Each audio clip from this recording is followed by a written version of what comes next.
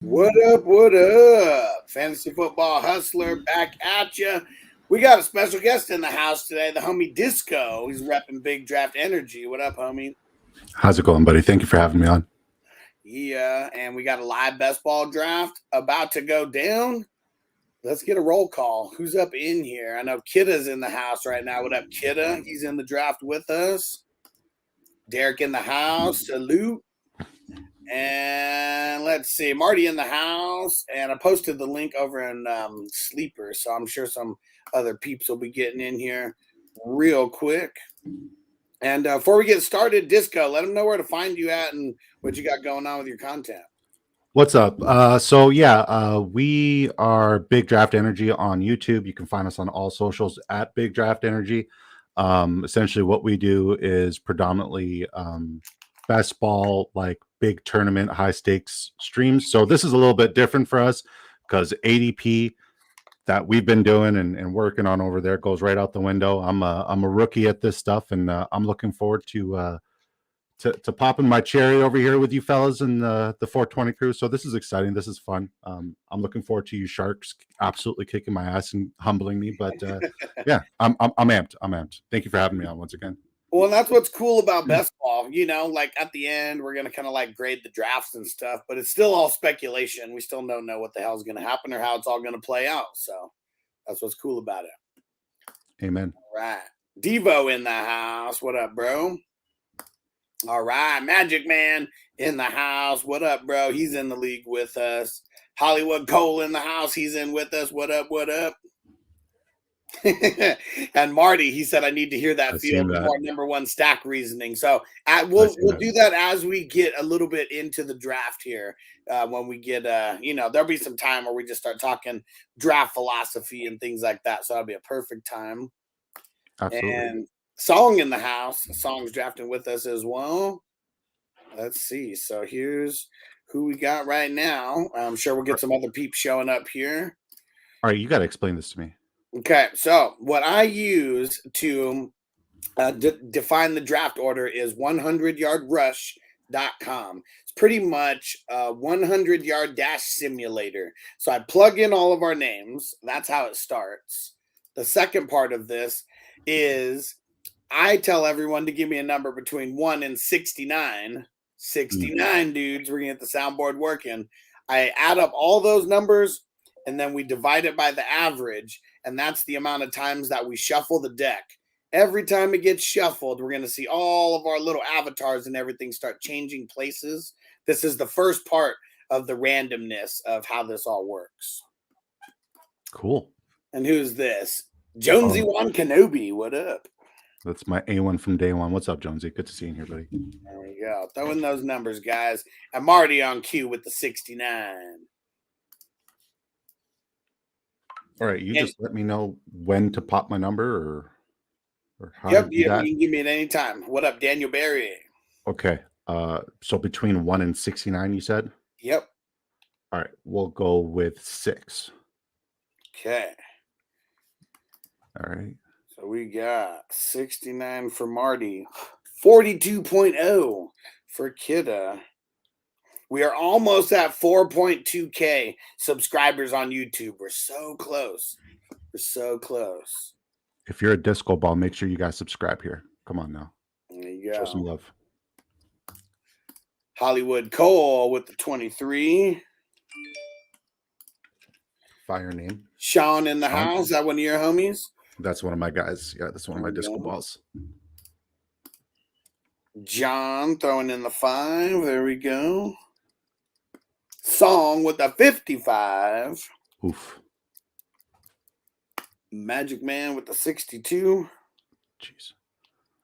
So let's see. How many numbers is that? 1, 2, 3, 4, 5, 6, 7.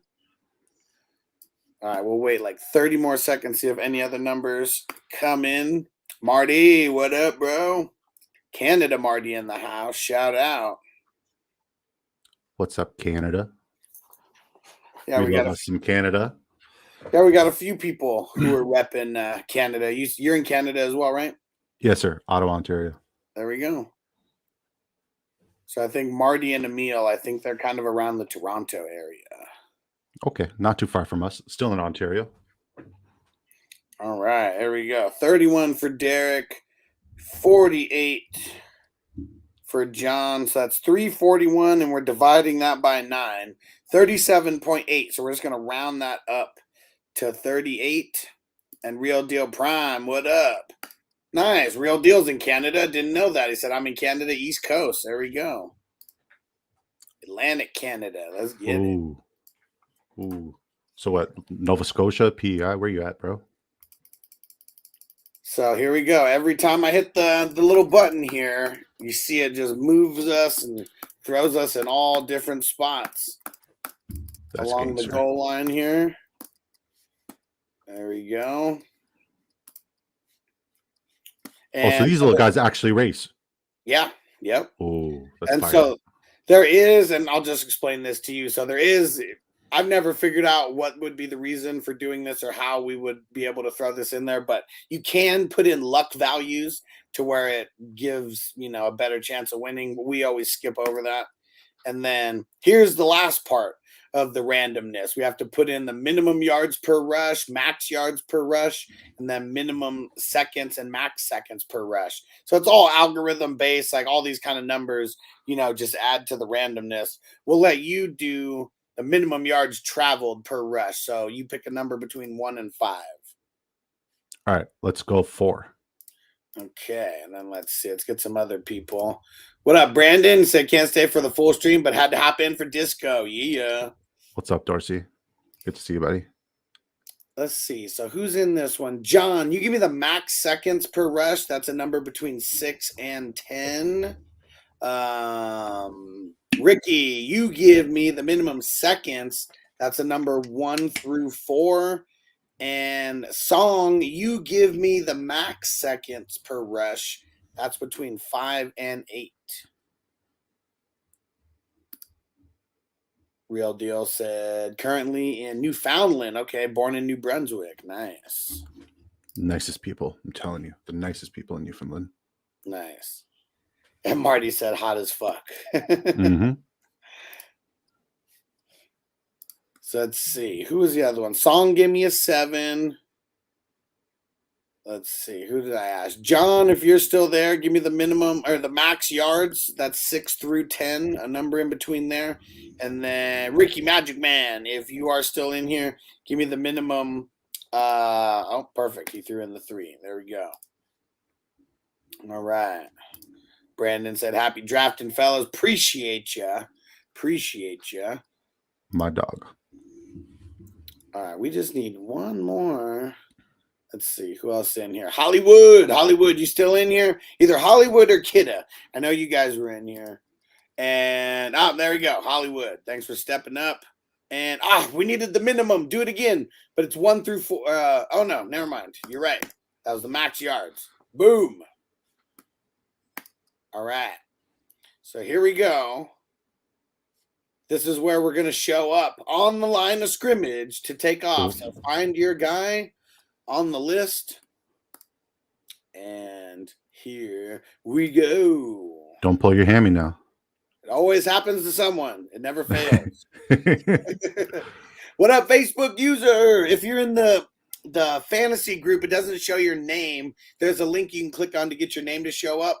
But hop over to YouTube, Fantasy Football Hustler or 420 Fantasy Hustler. And man, Chris, man, he just out of the gates, he's got like a 10-yard lead on everybody right now, it seems. People kind of catching up, though.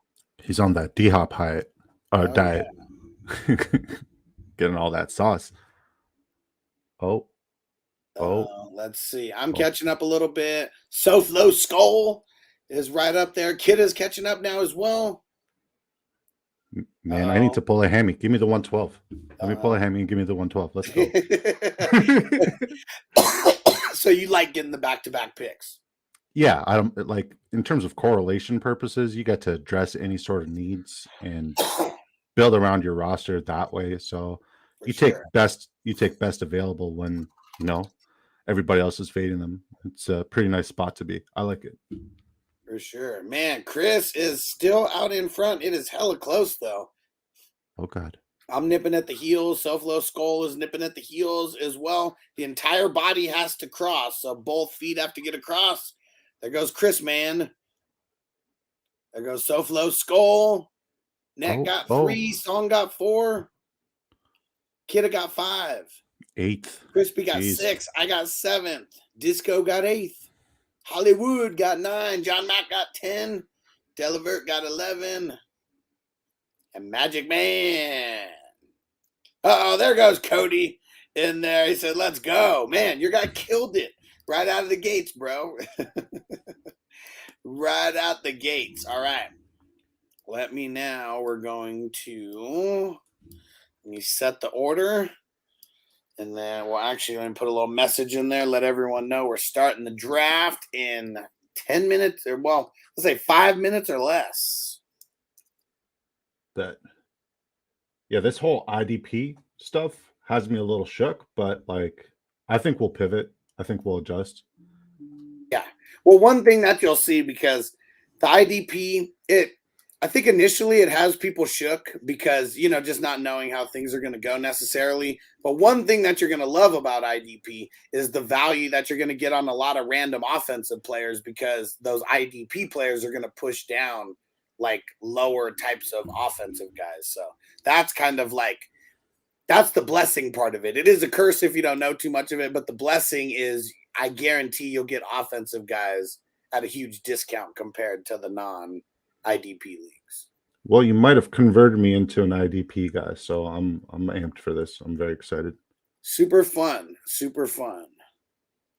All right, let's see. Where the heck is Chris, man? There we go. All right. SoFlo Skull. Number 2. Net number 3. Kidda. Number 4. Or no, Song's number 4. Kidda's number 5.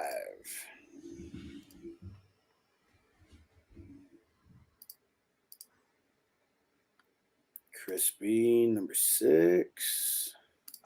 Oh, you're right in front of me. I'm expecting a snipe show. Oh, yeah, for sure. Let's get it. Get ready for it. And it could happen both ways, because when we're in the even rounds, you're going to be hitting before me. I might be paying a little too much to your correlation, but yeah, I'll try not to be too petty. I call this the petty bank right here. Well, and see what's funny is, guys, I mean, there's a lot of guys who got in this, before, after doing like other kinds of drafts and all that, and like it's a little bit wonky, like at first, but I feel like, well, the notes that I gave you, I give everybody, because I don't want people to, like, be in the draft and be like, what the fuck is happening? Like, like Fair. 1,000,000,000% different than any other draft I've done. Fair. That last comment's absolutely hilarious. What's that? What up, Emil? He said, Bogey looks different. Who's the new guy? Big Disco Energy, our homie from Big Draft Energy. What's up, buddy? All right. And here we go. Let's see all those green dots, peeps. Let's see nothing but the green dots, so we know it is good to start. And Emil is one of our other homies in Canada as well. Salute. Nice. And Emil said, IDP is the new wave.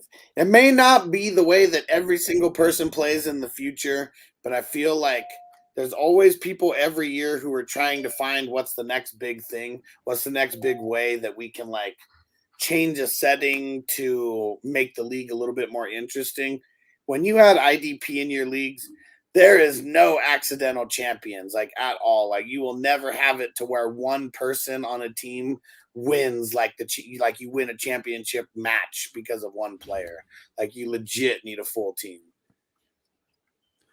And I mean, like, another cool thing I like about IDP is, like, as a football fan and a fantasy football guy, you're kind of limited to just the offensive portion of, the board. So IDP allows you to, like, get the defensive players you're excited to watch and excited to root for and excited to see, put up some crazy numbers into your fantasy roster.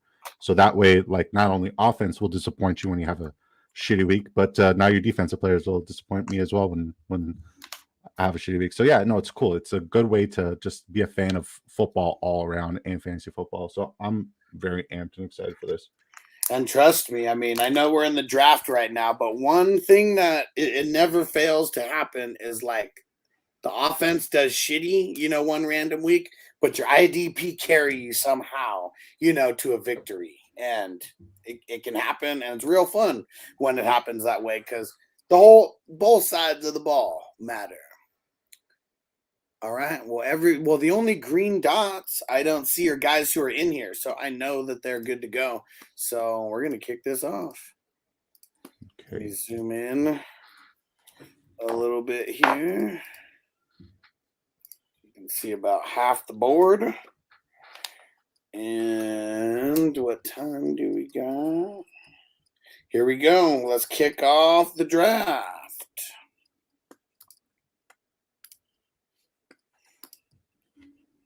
All right. So Chris Mann, here we go. Josh Allen. Yeah, what up, Crispy? He said, leave no doubt. Run it up. Leave no doubt. Such a good movie. We know it's Disney embellished, but still great nonetheless. Phenomenal. So you told me you watched the program and you said I overhyped it. So maybe it was because you asked about it multiple times, and then there was someone else who was like, the program is the any given Sunday of college football. Kind of was. I mean, that very, very similar as far as that goes. But I feel like if I would have saw it like in the 90s, I probably would have respected it more, than just watching it like right now for the first time. Dope actors, who was in there. Who is the running back? Why am I spacing on his name right now? Just a gangbanger with speed. Oh yeah, was that? Omar Epps? Who the fuck was his name? I believe so. Let me see. It was I mean the what's it called? The coach. James Caan. I know his son Scott Caan, and I think we all do a little bit more for like movies that he's done.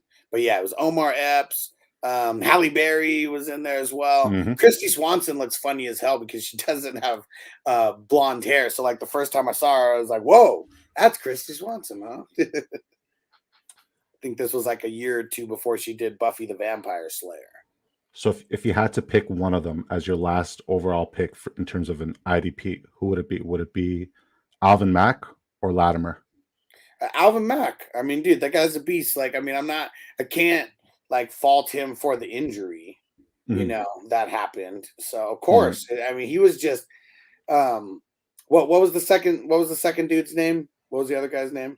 Latimer. Latimer. Starting defense. Plays at the table. He needed the juice, man. Like, like he only was good because of, maybe not he was only good because of the juice, but how about that? Like he needed it because even when he started leaning himself off of it, like he was getting punked at the line of scrimmage, and then he went back to the juice. Now, say he stayed on the juice, would you change your mind? Well, if it was all legal and everything, for sure. Like, yeah, we'll probably get it, but I don't know. There was just something about him that it seemed like he was overly jacked because of the juice, and like, Mac, he was just a beast, man. He was just a commander of the field. You love those guys who are like the green dot guys in the middle of the field, just like the quarterbacks of the defense. He was definitely that dude. Yeah. And I think the trash talk that Alvin Mack did, like, is unmatched. There's, other than Waterboy, like, yelling at you, like doing the Waterboy yell prior to like blitzing, there's nobody at the line of scrimmage pre-snap like Alvin Mack. The trash talk is unmatched. Absolutely unmatched. It was pretty gangster because he needed it was like he needed to say things to create the visualization for himself. It's like, oh, you're the motherfucker who stole that money from my mom. You shot my mother. Yeah, absolutely. Oh, there goes Justin Fields and Deshaun Watson. Wow. Man, wow. And Deshaun Watson. There we go. Wow. What a duo. What a duo by the Magic Man. Wow. What up, Titans? Titans for life in the house. Said all this injury news today, and I didn't even trade any of these guys. You sure, bro? You sure you didn't trade Naheem Hines somewhere? Man, For what some an reason, whoever unfortunate. Titans trades away, he's like the Grim Reaper. Like they die somehow. I'm pretty sure it was Latavius Murray on the other jet ski that crashed into Naeem Hines' leg. He's just like, I need all the reps I can get. It was a sabotage. Oh my god. Damn it, Emil! I don't have the soundboard right now, but yeah, we should have had the Val Venus drop right there for Deshaun Watson. I'm working on that. Don't worry, we're gonna fix the soundboard. Man, It's all the destinations on where the files are. there is some insane value here right now. And Insane. Jonesy won Kenobi. So what's your starting roster spots, assuming it's Superflex? Yes, sir. That is yes. Very it is Superflex. We got 2 wide receivers, 2 running backs, and 3 flex spots, and then the Superflex spot as well. And the so 5 I've IDPs. started a couple drafts like you've done right there as well. That was more of like the diversification like style of drafting. Mm-hmm. I do like having one of the guys in the top 12 as far as QBs go. And I was really tempted to take another QB there as well. But sometimes you just got to feel the room. Yeah. Well, I mean, I know that based off of ADP in this sort of market, getting the next best available quarterback, who is it? Dak Prescott, that would be a little bit of a heavy reach. So if he falls to me to the next round, I'd be inclined to take him. But then again, you'd also be inclined to take him because you also have CeeDee Lamb, and that would be some pretty cool correlation in this competition as well, based off of a stack. Now, in terms of like the Superflex IDP best ball format, are you big on stacks? I guess it's a yes and no. I don't force the stacks. Like I really don't. I really am trying to diversify. I do like getting the stacks if it's, Mahomes, Burrow, and things like that. But a Tua, if it comes organically, but the ways that because of this format, it's kind of hard to get a stack without, paying up for it somehow. Absolutely. But I mean, like a Justin Jefferson and a Kirk Cousins stack seems very doable based off For of sure. Okay. Well, yes and no. Justin Jefferson went number 3, so only 3 people, here would even have a chance at that stack if they wanted to. Well, I mean, we already got a stack right now. Chris Man 42, Josh Allen, Stephon Diggs. That's fire. I like that. Chris Man, threw a curveball right there for sure. Patrick Mahomes has been going at the 101 99% of the time. Like there's only a few instances where he didn't go number 1. And then Song Yu went Pat Mahomes, Travis Kelce. Yeah, that's another fire stack. I was debating on Kelce and CeeDee Lamb, and I should have just went Kelce, man. Like, you just need more diversification. It is tight end premium. That's another thing I might not have reminded you about. Tight ends get 0.5 more points per reception, so half a point extra per reception. Not it's not super crazy because it's literally a half a point per reception, but it does make a lot of the trash tight ends a little bit more valuable. Oh, you guys are going crazy on these quarterbacks right now. Yeah. Wow. I might end up with like Hendon Hooker and like Clayton Tune as my starting quarterbacks. You said it was kind of too early for Dak. He went before you even like took your. But that's where these top tier guys are going to go because they're going to be flirting with 500 points at the end of this. If not more, than that. I think Mahomes scored like over 700 points last year in this format. This is an eye opener for sure. Because most leagues, what it is, you're usually drafting based on positional advantage, not necessarily who scores the highest points. In this, QBs go fast because of the positional advantage and because of the scarcity, because you could start 2. Well, shit. Like I might have to reach on a quarterback at this point. Let's see. You're definitely gonna have to. That's for sure. Even a guy like Goff, who can go for 4,500 yards and 30 touchdowns pretty easily. Now, speaking of Jared Goff, why do you think the Lions brought in a guy like Hendon Hooker who has so much potential and such a high upside, especially with Goff playing out his final year's contract? Do you think that they're going to part ways with Goff moving forward and make Hendon Hooker the guy? If so, is that somebody you'd want to get exposure to in like a dynasty format?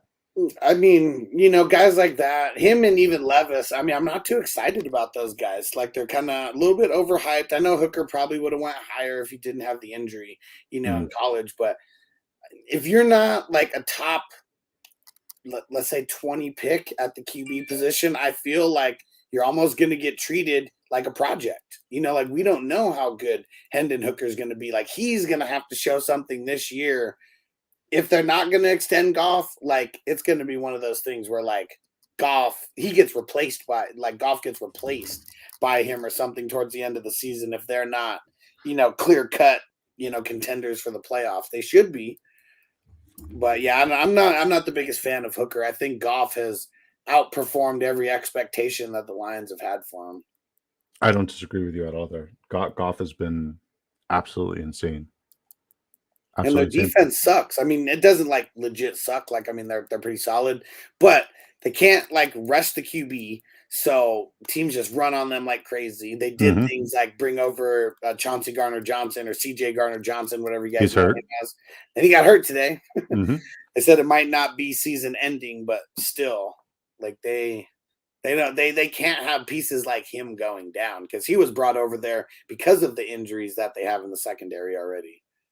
I think it's absolutely crazy that like he's been talking shit about the turf from the Super Bowl this entire time, and then the turf monster ended up getting him and catching his leg. That's unfortunate. I hope he has a speedy recovery, and I hope the injury's not as serious as it is. But like, dang man, talking about the turf and having the turf get you, the NFL's fixed, man. You can't make storylines up like that. You can't. It's pretty bullshit, the way that like how is it just MetLife Stadium is just like it's like the ACL killer. Like, I mean, so many guys are getting hurt because of that. It's ridiculous. So what do you think of the draft so far? I mean, we're almost midway through the fourth right now. So at first glance, I'm like, okay, I'll probably get like a good quarterback later on. And now I have Anthony Richardson as my QB1, which I absolutely despise. Like, do I like the prospect that he's a dual threat? Yes. But the fact that like he's my QB1 right now is sickening. I figured like if I were to take a gamble on Anthony Richardson, he'd probably be like not necessarily my super flex, but he'd be like my backup. Yeah. So yeah, it's rough out here. But here's a rookie I'm high on, and I'm going to reach ahead in ADP just so I can get another quarterback. I'm very high on CJ Stroud. Out of all the rookie quarterbacks this year, CJ Stroud seems like he's the most pro-ready, and they seem like they have the most pro-ready offense to surround him as well. You're definitely living dangerously there. It's funny, Titans. He even says that Richardson QB1 living in the danger zone. yeah. But hey, the upside is enormous. Dual threat quarterbacks is pretty huge. So I'm happy with the start. It's funny. Titan says this Delvert's first super flex. It's not, but he's definitely living dangerously over there. So do you think? Like, I'm just looking at the Josh Jacobs pick. Do you think he's going to play this year? I think he will. I think he will, but I'm just super nervous about the way that everything is going with him right now. The one good thing that we do have to bank on is if they're not going to re-sign him to a deal like at all, they're going to run him into the ground. So like his volume is going to be there as long as he's out there on the field. I mean, like, it's such a crazy position, the running back position. Like, you got quarterbacks who can come out and like throw for 5,000 yards, and you'll be like, okay, let's give this guy like $45 million a year, no problem. You know what I mean? But then like you got a running back who's treated like a depreciated vehicle. Like the moment you take him off the lot and he rushes for 2,000 yards, well, like we don't want to re-sign him. It's actually bad if you rush for 2,000 yards because you got more wear and tear on your body. Yeah. So as a football purist, the fact that the running back position is kind of getting like faded and pushed aside and not getting enough love. It's sad to see, just as like a football fan in general. And like Saquon Barkley is my favorite football player to watch. I'm a Pats fan, like through and through. Go Pats. But Saquon Barkley is the most exciting player in football. That dude's a generational talent. I think the reason why a lot of people don't want to change the fantasy football strategy, like, or not strategy necessarily, but like changing from like, let's just say the default way that a lot of people learn how to play fantasy, the single QB and, 7 starters and team defense and kicker and all that. Running backs usually are the most important because they're like so scarce. So they're like super important. Usually like the whole first round is pretty much all running backs. It's the exact opposite of real football, though. And I know it is fantasy football, but that's why I like the Superflex aspect, because we look at, and I know that the number one argument is, oh, it's not real football. Teams don't start 2 QBs, but there's also 32 teams in the NFL, not just 10 or 12, however, like, so many of these leagues have. So I just feel like with the Superflex, and the reason why I do QB premium is to make sure that the QBs are like the most important position in these fantasy leagues, because they're the most important position in football. Absolutely. And they get paid like it. Oh, yeah. It sucks what they are doing to the running backs, though. I mean, I'm pro player as far as like pay the fucking players, definitely. Like, I don't care about the owners saving their money. They're billionaires. Spend that shit. Spend it. On average, an NFL team makes about $900 million a year. You're telling me you can't increase the salary cap by like another 5 to 10 million to get a generational talent who's put, butts in seats, who's the most exciting player in football? You're telling me you can't give him an extra $5 to $10 million? It's disgusting. It's absolutely disgusting. Yeah, and really, it's like the cash over cap bullshit. Like, that's what a lot of it is, in which running backs get hurt, so they're the ones who kind of get screwed with the cash over cap. Like, nobody wants to like give them the shot. I mean, we saw Le'Veon Bell sit potentially like his prime season, and we didn't get to get closure on Lev Bell. You know what I mean? We got to see like a skeleton version of himself when he was up in New York. So yeah, sad. Yep, and Tino said, "Don't you tell Uncle Jerry how to spend his bread. Spend that money." And I mean, that's why Tony Pollard had to sign his franchise tag, right? Because like he was making what, $900K last year, because he was a 5th, 6th round pick in the draft. So Saquon and Josh Jacobs both have that first round salary as a rookie pick to bank on and to potentially afford sitting out. But like 10.09 mil for Tony Pollard over 900K, that's a big jump. That's why he signed. He signed as soon as they put the contract in front of him. Yeah. He's like, yep. right away. I can see the owners and why they're kind of fading the position, but it's just sad to see in general, just as a football purist. You know who's to blame for the running backs not getting paid? Todd Gurley or Melvin Gordon.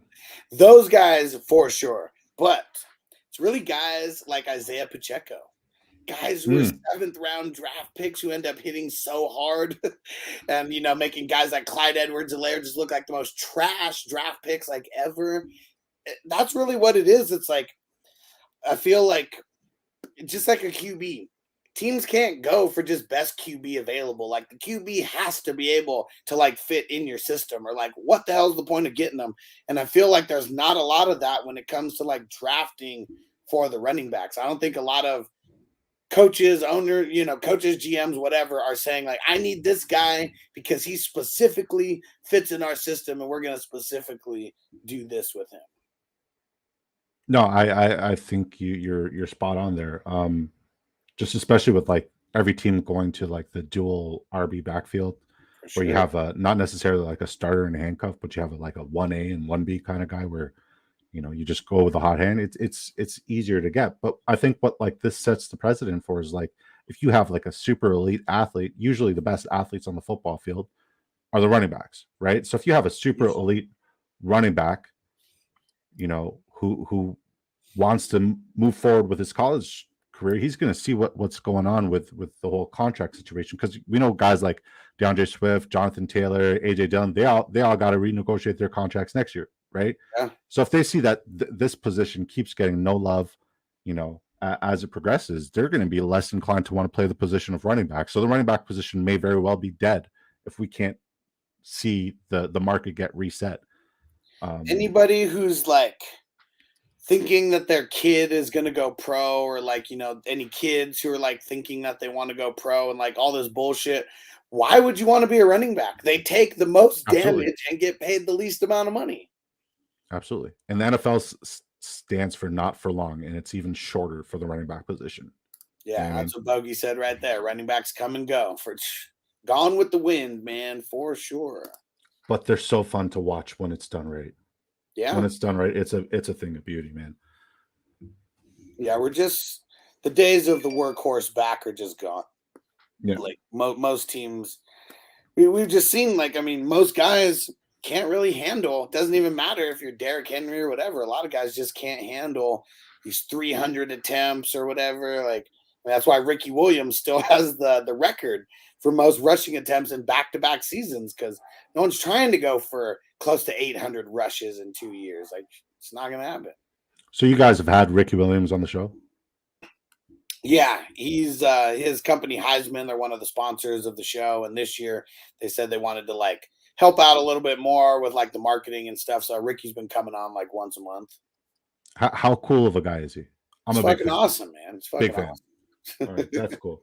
That's very cool. And then I saw that you guys also had Megatron as well. Yeah, so he wasn't actually on the show, but we met him in person at a 420 like networking event, and yeah, got to talk shop with Megatron. It was super dope, and then got him to shout out the 420 crew. Let's see, I know I got it up here somewhere. Where is that? Shout out to the 420 crew. And then we got a shout out from Jordan Battle as well, rookie for the Cincinnati Bengals. Could be. What's up, guys? I'd like to shout out Alex, Fantasy Football Hustler, and the 420 crew. I also like to let you guys know that defensive players matter too. So get into the IDP league with the Hustler so you can drive players like myself. Let them know, man. Defensive players matter, man, and we make plays just as much as the offense. I see what he did there. Great plug. I see what he did there. I like that. That's awesome. That's super cool. Oh yeah, and like guys like Jordan Battle, it sucks if you play in a league where you might never even know who this guy is, and he is like one of the top DBs coming into the league right now. He might end up as a starting safety this year because they got rid of Von Bell and they got rid of Jesse Bates. So now they got him and Dax Hill over there. You might have a freshman and a sophomore DB out there, and both these guys are highly touted young defensive players. That's fire. That's absolutely sick. After I make my next pick, I think I want to talk to you about my Justin Fields take, because I feel Perfect. Like there's a couple of people here who are, just waiting to see why the hell I'm saying what the hell I'm saying, and seeing if there's any merit behind it. Yeah, they want to see if there's any. They want to see if there's any merit behind it. And like at the end of the day, like you're probably still gonna call me an idiot, but like what it comes down to is like there's an actual process that is done prior to us, putting out our projections. So we're not just doing it for like clout or for like the chase. Like there's an actual like there's an actual process. So Neil said Ricky's the man. Hell yeah. Marty said Ricky's the shit. Emil said ESPN should hire you, Huss. Man, I don't know if I'd want to wear a suit every day, but one day, they'll be hiring guys like us to be able to like have Monday Night Football streams and things like that. More of a partner than working for them, I feel. Peace out, Jonesy. See you, Jonesy. See you tomorrow, buddy. Yeah, and Cody shouting out the Houday Nation. Hell yeah. And Tino, he said, what the fuck? Mahomes went fourth? Bro, tell me about it. All right, go ahead, Disco. Let's hear this. So you said, and this sparked a lot of controversy on Facebook this morning, that you said, and you could tell me if I'm wording it wrong, but you said that Fields and DJ Moore are going to be one of the top fantasy football stacks this year. I said they're going to be the absolute best fantasy football stack this year. Okay, there we go. I was paraphrasing. Okay. I appreciate that. You kind of gave me like a little bit of leeway there, but I don't want it. I don't need the leeway. I believe in my take. So based off of last season, who was the most sacked quarterback in the NFL? I'll let you take your hoot. I don't want to interrupt that, but take your time, brother. No, you're good. It was Burrow, right? No, it was Justin Fields. Oh, okay, all right. Yeah, so he was sacked 55% of the time. 50. No, not 55% of the time, but 55 times in general. Okay. So just to put that into comparison, last year Trevor Lawrence got sacked 27 times with 584 pass attempts. Okay. So that's 4.4% of the times that he dropped back into the pocket and went to throw, which is a pretty decent rate. And he was considered a highly sacked quarterback. Okay. Justin Fields, on the other hand, was sacked 55 times, but he dropped back 318 times for 318 pass attempts, which was an actual historically high sack rate at 14.7%. Hell yeah.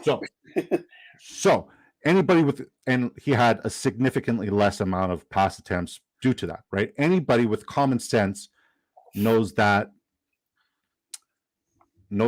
if you are getting sacked at that rate per dropback, you are not going to be throwing the football. So what the offensive staff did last year, and there's many articles out there that show it, is after the week 11 bye week, they decided to refurbish their offensive scheme and tailor it around the run. Hence why they finished as the best running team, because anytime they dropped back, there was a high likelihood that their most valuable asset to build the future would either get hurt or just get sacked, and they weren't being competitive. So they actually became competitive in the NFL alone, simply because they started to rush the football more.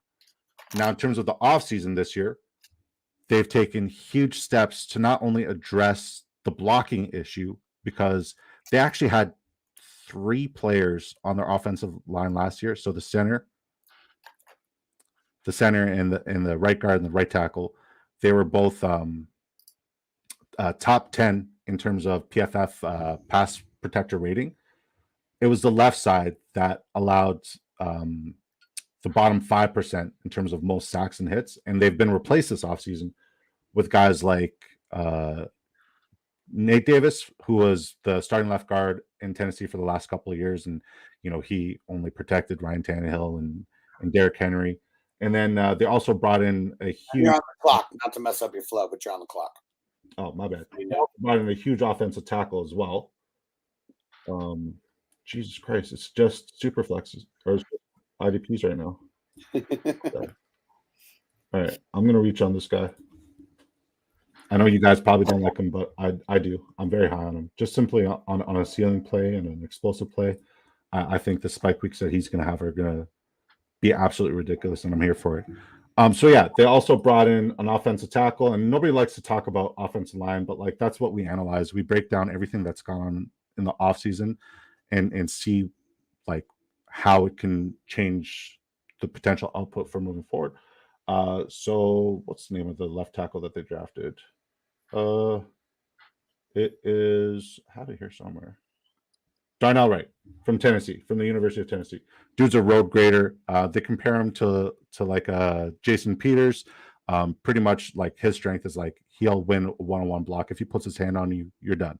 I personally played offensive tackle, so like the offensive line and the input of the offensive line is kind of like my thing. So if you pair that with Justin Fields' tremendous upside, the additions of not only DJ Moore, but a healthy Chase Claypool, who was just put on the PUP list and then taken off about an hour ago from the PUP list, a healthy Darnell Mooney, a healthy Cole Kmet, the projections have him to skyrocket immensely. And in terms of yards per route separated, DJ Moore was only behind. So like the separation between like yards per route, DJ Moore was only behind Justin Jefferson and Tyreek Hill in terms of separation. So say it again. What was that? What was that? So in terms of yards per route and separation, like separation for yards per route, DJ Moore was only behind guys like Tyreek Hill and Justin Jefferson last season. Okay. And where they fell apart, especially in the passing game, is not only was the blocking abysmal, giving Fields literally no time, and he was hurried 10 times more than he was stacked. So that's addressed. But not only that, in terms of getting separation, their receiving corp last year was ranked bottom. They're absolute worst. Sure. Yeah, they're terrible. Yeah. So that's why I'm saying that they're going to improve vastly. And like even Justin Fields came out and said, like, I'm going to throw for 4K yards. And I believe it. 4Ks might be pushing it. It might be a little too much because I don't think he's going to. I call bullshit right away when he said that. I'm not saying that Yeah. won't happen in his career. I just don't think it's going to be the leap from last year to this year. So I'm not saying he's going to be successful based off of a volume passer as well.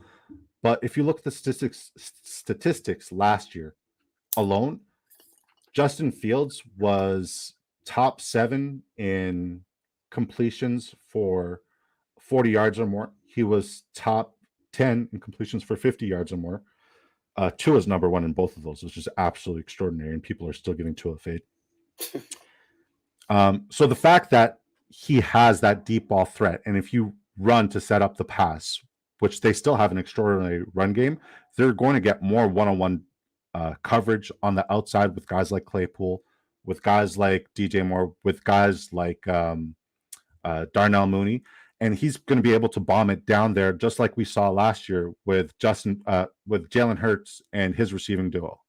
So that's why we have our projection. We took a look at everything that happened in the offseason, and like I remember my first hot take, I said on your Facebook group, I said Jamar Chase is going to be the wide receiver number 1, and people were like, "That's not hot enough. Like, it's not a hot take. It's stupid. Like, he's a top 2 wide receiver. Of course, he could finish number 1." I'm like, okay, so like, let me give them like some stuff to hold on to. And now they're like, "You're absolutely delusional." so like that's the moral of the story, just right there in a nutshell. No one's ever going to think you're right. It's just, are you crazy because like you're not? It's not spicy enough, or are you crazy enough? Are you crazy because it's too spicy? Yeah, and like we've profited from like, because like I'm just summarizing like part of our thought process, but like we have tools that like we utilize that takes these advanced analysis and information and applies it to not only just like fantasy football, but also like betting props. And we hit it at a ridiculous rate, and we made an insane amount of money last year, and we're looking to do the same thing again this year. So don't look at it as me being like a complete dickhead and trying to come out there and like just get some clout and say something random that has zero merit. Like, I'm trying to put you all on. All right. So you got the and see where everything changes is the context. And we're gonna bring Bogey out here because he's in the back. We got no soundboard, so there's no intro music. But that's what it all comes down to, is the context. No one's gonna say you're a dumbass or an idiot when you provide context.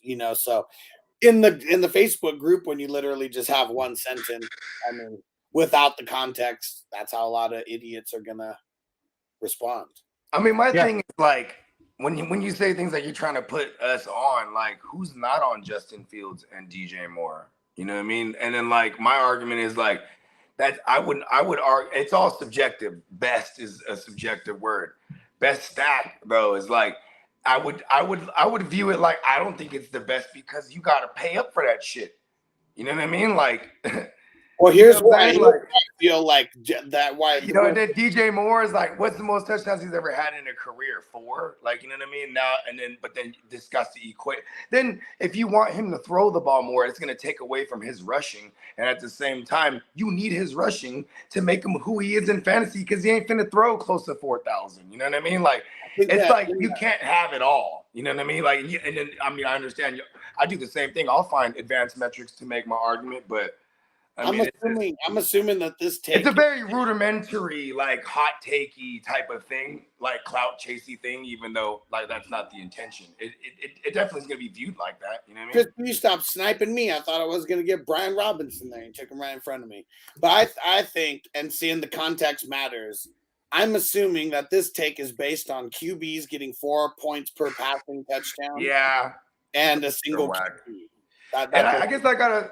I mean, even Huss told me this like the other day. He was like, you might want to like stop shitting on people that play these sorry ass casual leagues. You know what I mean? You know what I'm saying? Because I'm it's like it's so rudimentary to me, most of these takes that people come up with, and it's like, okay, because you're in a single QB league where the challenge isn't there. You know what I mean? In my opinion. You know what I'm saying? Because but that's why I seek out these, you know what I mean, these type of formats. Because it's like, we grow tired of that old route. I mean, how mad do you get if you're really good at what you do, but you can't win every year in those sorry ass formats? You know what I mean? Because those like when you play things with kickers and team defense, like, hey man, you need a good amount of luck too. Good old fashioned luck. I don't have luck. I only know luck is real because I have bad luck. So everything I have to do has to be based on what I would equate to skill or applied knowledge. You know what I'm saying? Like, it's easy to find these metrics, you know what I'm saying? But like I said, if you were to watch the games in Chicago last year, they cannot pass pro at all. They can't run block at all. But on paper, according to PFF, they're one of the top run blocking offensive lines. You know why? Because Justin Fields can cut one up the field for 50, and then it's going to skew the numbers like they're phenomenal at run blocking. You know what I'm saying? So like PFF, I tried to avoid a lot of. It's the same thing with pro football reference and stuff like that. I mean, it's really like if numbers don't lie, but when you're looking at averages, you know what I mean? Those can be skewed like shit. You know what I mean? For sure. Yeah, like Derek. There's other nerd shits like true yards per carry. You know what I mean? Like true yards per carry. If you probably take Justin Fields' true yards per carry last year, it's probably not 8 yards a clip. You know what I mean? It's probably what constitutes true yards per carry? Because I don't even know exactly. So true yards per carry is when like you're gonna take the ultimate average of your yards per rush attempt, not like this big 70, 80 yard or 60 yard run here and there. You know what I mean? Oh, okay. Yeah. So like Derrick Henry's true yards per carry for the longest was like under 4 yards, but he was averaging about 7 yards a clip because he is getting those big, you know what I mean? It's just that I would seek out stuff like this so I don't get all mesmerized on like, a season total. You know what I mean? I want to look at how he got there. You know what I'm saying? Is this average like telling me what really happened? You know what I'm saying? Like Amari Cooper for the first couple of years. He's a 1,000-yard receiver, but he's about to have 20 yards here this game, 30 yards this game, 160 this game. You know what I mean? 50 this game, 180 this game. You know what I'm saying? Like it sucks. But like if you were to just view it from the scope of the season total, you know what I mean? You don't know. You're like, oh, he's pretty good. Well, and that's why a lot of times, so one of the big videos that we have during the season every week is IDP waiver wire video. And of course, it's easy to just go off of like the top guys, and I'll read off a lot of these top guys from the previous week, but I'll make sure to tell people, a lot of these points came from an interception to the house. That's not something you can really bank on. So even though he's a top player, we can't expect him to go reproduce that, right away. Yeah, I'm obviously a big Niner fan. Been having Talanoa Hufanga everywhere the last couple of years because he was getting them hella late. Now you got to reach up and not reach up. You got to go up and get him. And I tend to not have him a lot because he was like big play dependent. Yeah. He got the big play all the time. That was the crazy shit. But it's like that don't last for a long time. You know what I mean? Like I'm not gonna bank on that, especially if I got to pay up for his ceiling. You know what I mean? Yeah. I mean, it's the same. Here's the thing, big draft. Like when it comes to the IDP shit, it's the same thing as offense. It's all tier based. You know what I mean? Mm-hmm. You just got to know the scoring format, so you'll be able to make your decision. Like, hey, do I take a Brandon Cooks in the 11th, 12th round, or do I take a top tier safety? You know what I mean?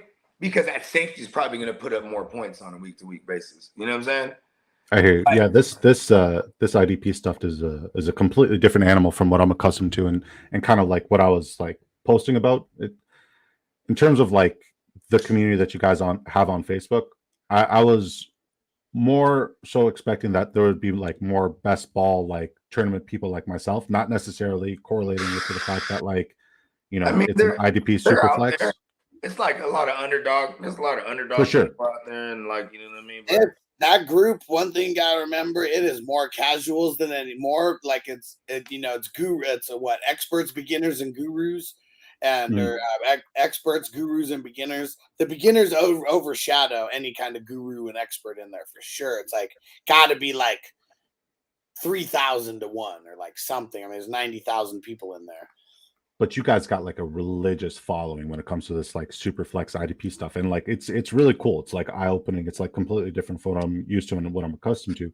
But based on what I'm used to and what I'm accustomed to, when I talk about like a top stack, I'm not saying go ahead and reach ahead of ADP when you go and draft them in the format that I draft in. Obviously, here it wouldn't make sense to go ahead and like take Justin Fields, you know, ahead of guys like Lamar Jackson or Trevor Lawrence and Justin Herbert because they all have so much bump. But we went right after. He went No, right there's no kickers, no defense. Oh, so and you you're on the got. clock. I don't know if you saw, but you're on the clock. Oh, my bad. But Fields went right after those guys that you're mentioning. You know, like literally right after him. Like Yeah, he's, well, I mean, and he's then in in that this tier, case- in my opinion. In this case, it's super flex. Like Fields is going in that first round. You know what I mean? Absolutely, he has to. But in our format, it's PPR. It's one quarterback. It's best ball. It's one quarterback, two running backs. Points per passing touchdown. Yeah, 3 wide receivers, 2 running backs, 1 tight end, 1 flex, and Four many or 6 points per passing touchdown is what I'm asking. then it's 4. Okay. Yeah. So but then it's PPR format. The rushing QBs, they tilt the scales more. Obviously, they have a higher upside. And in terms of ADP, where we draft on Drafters Fantasy, he falls to like the mid 5th to early 6th. So that's why it's a good value stack. He's gonna go over some of those like he'll probably go over Justin Herbert in some certain situations because he got the rushing. Yeah, that's whack. No offense. Everybody's entitled to their stay thing. away from those leagues because, like, you know, it keeps people in the box like that. Like 4-point passing touchdowns. I'm naturally gonna want a rushing QB. You know what I'm saying? Like, you know. But how does it keep people in a box when I'm outside of my box in your world trying out your thing and you're saying? I mean, in a box. I mean, like, I'm talking about if you play 4 points for passing touchdown. Fair. For sure, the rushing QBs I would take over your traditional pocket passer because they got higher upside. You know what I'm saying? And I know. I mean, at least for one thing for sure, with like the single QB league, the one main pocket is weight on QBs like that. I don't know why people in single QB leagues. I don't know. I mean, people still like they got the dinosaur mentality. Like, you know what I mean? It's like, I mean, they think that that's like, I don't know, cutting edge or something, and that's kind of been like the way for single QB leagues. Yeah, and like waiting on QB. I mean, I get it because we used to get Patrick Mahomes late in 2018. You know, Lamar Jackson late, and then, you know. And then you got Geno late last year.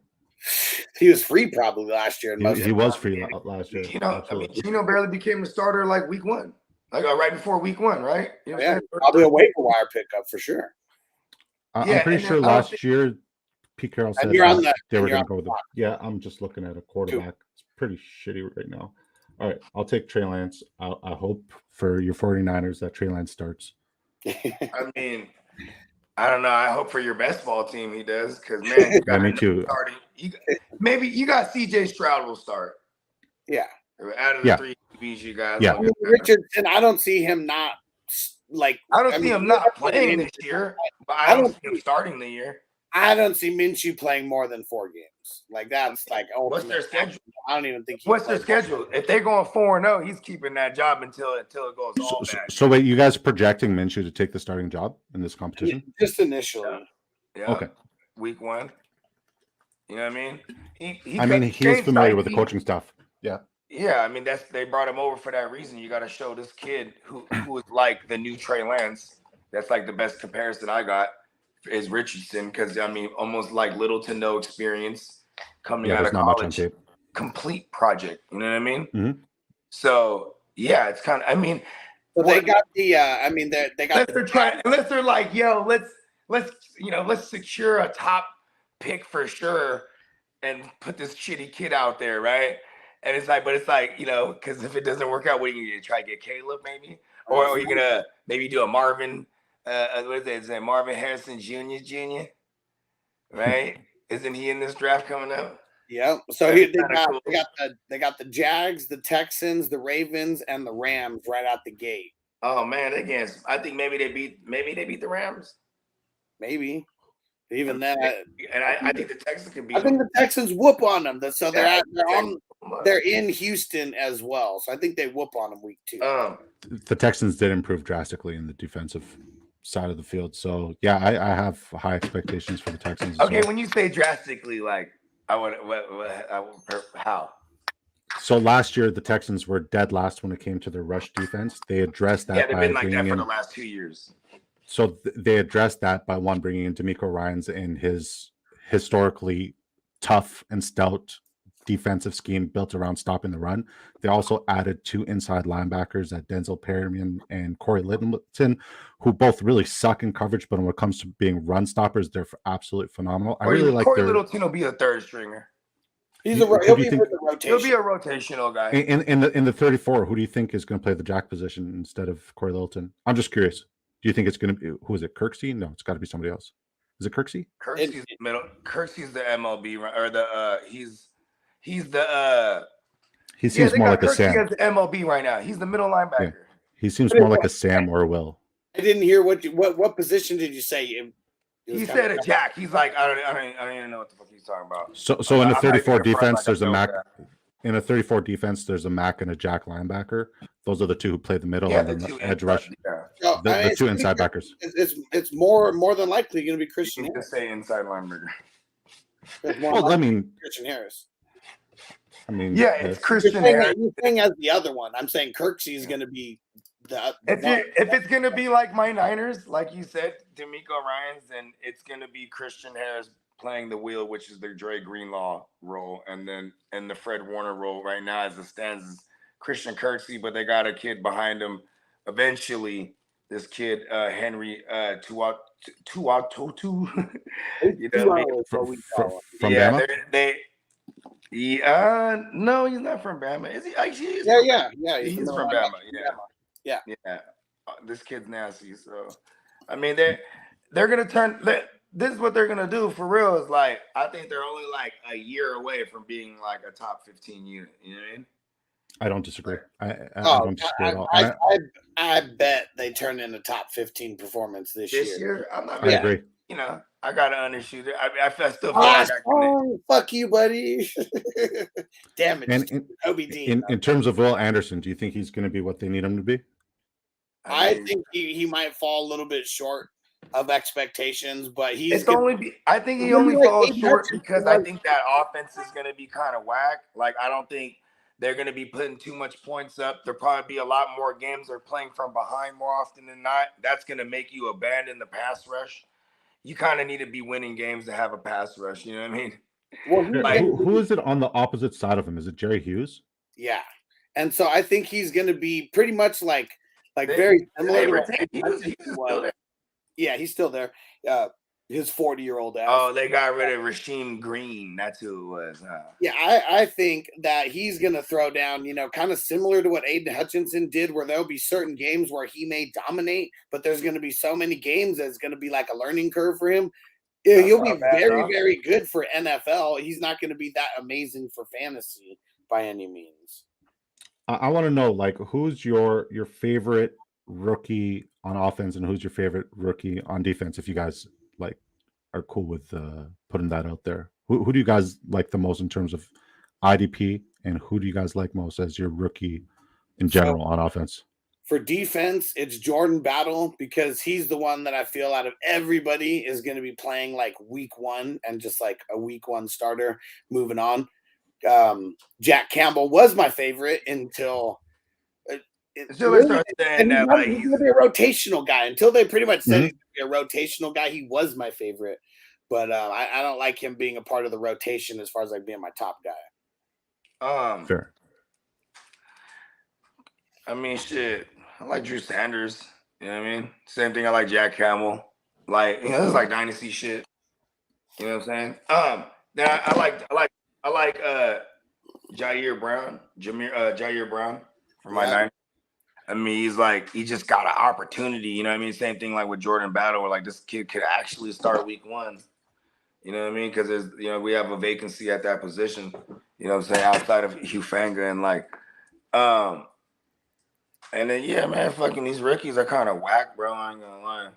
Rookie offense. I mean, offense. I mean, this is. I mean, court. I mean, it's just got to be Bijan, right? Unless we're like just doing who we like, not we think. It ain't it ain't nothing fancy. I'll just take Bijan. Maybe I like Addison a lot. I like Flowers a lot. I mean, Flowers probably is gonna be. He's gonna be like he's like the best ball player of all best ball players. Facts. Like, you know what I'm saying? Like, you don't have to get. I like the idea of him in best ball because he's probably gonna be frustrating from a week to week basis. But like, he's gonna get those big splash plays down the field. I mean, like, shit, Louisville Lamar, bruh. They're gonna unleash him again, bruh. They're not. He's not gonna be pigeonholed to this Greg Roman offense where they're only, where it's, you know what I mean. It's short on the weaponry and everything's through the tight end and everything's run centric to open up everything else. And they got one of the best kickers in the game. So all they really the concept is really just get in the half, get to the half 50-yard line. They'll kick a motherfucking field goal if they had to, just to keep putting points up. They win games lower scoring too if they needed. It's kind of, you know what I mean? This year, I think they're going to switch up the ideology and run it up like how the Chiefs be doing it. You know what I'm saying? And Dennis, so he said a lot of times we don't draft these rookies with the expectations of producing year one for the future most time. I mean, I think I was talking in at least with my answer, I was talking in redraft purposes. And I think that there's a lot of foolish people who do draft rookies. I like Charbonnet. Produce right out of the gate. I like Charbonnet, and ain't even like anything particularly that I know about him that I like about him. It's just because if anything was happening to Ken Walker, this guy will get it all. You know what I mean? Yeah. I think another good thing for Charbonnet is the fact that Pete Carroll's not going to reinvent the wheel, and he's just going to keep running the football. So regardless of who it is, if you're a running back, you're going to get some carries and touches. For sure. And Ken Walker don't got it in his. It's not really in his wheelhouse to be a pass catcher. So there is that. And I don't think they all of a sudden just because they're at the playoffs last year. I don't think the Seahawks defense. I think they'll still be in a lot of hurry up situations playing from behind. They fucked up. They should have just taken Jalen Carter, man. What were they fucking doing? I don't know. I mean, but you know what, too? They could have been character things. And then also when Jalen Carter was going on his little tour, I mean, he went to the Eagles twice. He didn't go to no Seattle. He went to Chicago. Then he went to the Eagles, went to Chicago. Then he went back to the Eagles. I was like, okay. Just like last year, Seattle's about to be giving up the booty to the running backs. Yeah, I like that. At least we know. Yeah, and then we like that for the Bobby Wagners of the world, and fuck yeah. Eventually when Jordan Brooks comes back, you know what I'm saying? Yes, sir. Oh yeah. And it's so funny. John said, "Whoever is 12th is getting fucking wrecked." He said, "I wanted Hufanga." And where did Hufanga get taken? End of the 13th round. That's not bad. Did the other guys already go? Pitch. I don't want to say. Yeah. So actually, yeah. Derwin James, Chin, Pitry, they all went before him. Yeah. Okay, that makes sense. See, what's crazy too is I don't mind just popping it off, grabbing Pitry. I'll chase. That dude can hit like a ton of freaking bricks. Yeah. Yeah. That dude can hit. Yeah, and I mean, their D line over there on paper is not the greatest either, so they're still going to be coming down from that second and third level to stop the run. Yeah, their interior defensive line is kind of whack. I mean unless this kid, the Lions, they were all that was the three worst teams last year. Yeah. The Texans, the Lions, and the Seahawks at defending the run, and none of them did anything to address that. Who was it that they just brought in at strong safety? Ward, something, not Denzel Ward. Yeah, Gardner Johnson. No, in Houston, Ward. Oh, Houston, Jimmy Ward. Jimmy Ward, yeah. Do you think he's gonna help them out in terms of stopping the run? Well, I mean, they're gonna have him playing like a nickel because that's what D'Amico Ryans had him playing with my Niners. You know what I'm saying? Because Jimmy Ward, he's a great safety. You know what I'm saying? But he's also really good in coverage. So and then you have Pitry. And then, I guess Ward is listed as their other safety right now, but he's listed as the other safety right now. Yeah, he's listed as their strong safety. I feel like they'll have him playing like a hybrid role.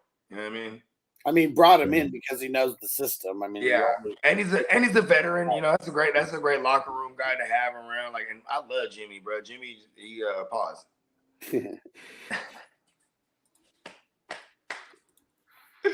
All right. And okay, yeah, and yeah. So Magic Man Ricky said, "I love who Fangay said Troy's his mentor." Hell yeah, man. I mean, you see, just like in their style of play. I mean, it's almost disrespectful to say like anyone kind of looks like Troy Polamalu out there, and it's not just the hair; it's like literally how he's making plays, sideline to sideline, ball hawk. I think I'd like to see him play a little bit closer to the line of scrimmage because I think he has that in his potential repertoire. I just like to see it sooner. We all would. I think I just like to see it sooner rather than later. But their DBs also need a lot of help.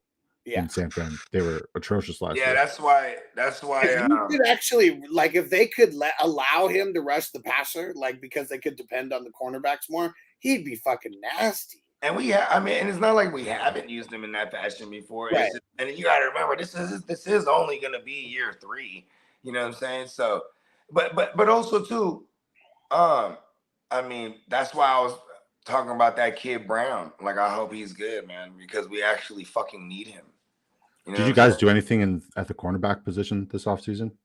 We drafted somebody, but it was like late. I mean, because the real we only really had those 3 third-round picks. True. You know what I'm saying? We took a kicker. We took that Trey Lance situation. Yeah, and Dang. At least and you know what's crazy is like when you say things like, "Oh, for the Niners' sake, you hope Lance starts." I mean, that's definitely why you like a guy like Richardson. Like there's people that are just wired to chase the upside because it's there. There's the upsides there, but I'm always gonna go on the side of what they saw already. You know what I mean? And what they saw with the Brock, and the Brock says it's his job to lose. You know what I'm saying? Like, and then so does everybody else. You know what I'm saying? And barring any setback, I mean, you know what I'm saying? It's his job. He got 2 playoff wins, bro. Well, there's QBs that have been around for entire seasons, and this guy ain't been around for an entire season, and he had more playoff wins than him. You know what I mean? He has just made playoff wins as Dak. That's true. That's true. I mean, but you're not just handing this job over to Lance, who hasn't showed anything, but bust potential. To be fair, when Brock Purdy did step in, just to play devil's advocate here, his schedule was fucking easy. Yeah, for sure. He had a very easy schedule. So yeah, the playoff wins were impressive, but he didn't carry Lance into those playoff wins. Lance opened up against Chicago last year in a torrential downpour. It's still a shitty team. That's your argument, though. You're right, but we didn't get to see him mend the situation after that. Same argument. Yeah, we didn't get to see him mend the situation after that. You know why I brought that game up, though, is because you immediately found something to justify it. Oh, it wasn't a fucking snowstorm. It's a rainstorm. Of course it was. But see, okay, give me examples. Give me examples of good Lance. There's no examples of good Lance. Okay, there's only upside. So some people will draft. Like I said, that's why it doesn't surprise me you like a Richardson, because you're like an archetype of what the general public views for fantasy purposes, because the Russian QBs we're always going to be able to project them with super high upside, even if we haven't seen it, because it's just we want that, the Lamar. We want to have that Russian QB, the Lamar MVP year, the RG3 2012 year. You know what I'm saying?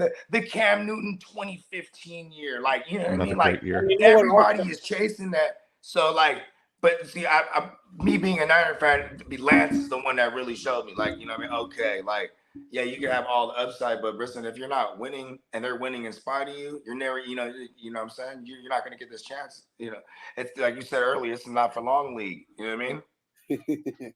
And one of the reasons why I think we for sure get so passionate about the 49ers QBs. I'm not a 49er fan. I'm a free agent as far as teams go. I don't care for Twitter. Come over to Pat's Nation. Team, man. No. They quit on San Diego. Touche.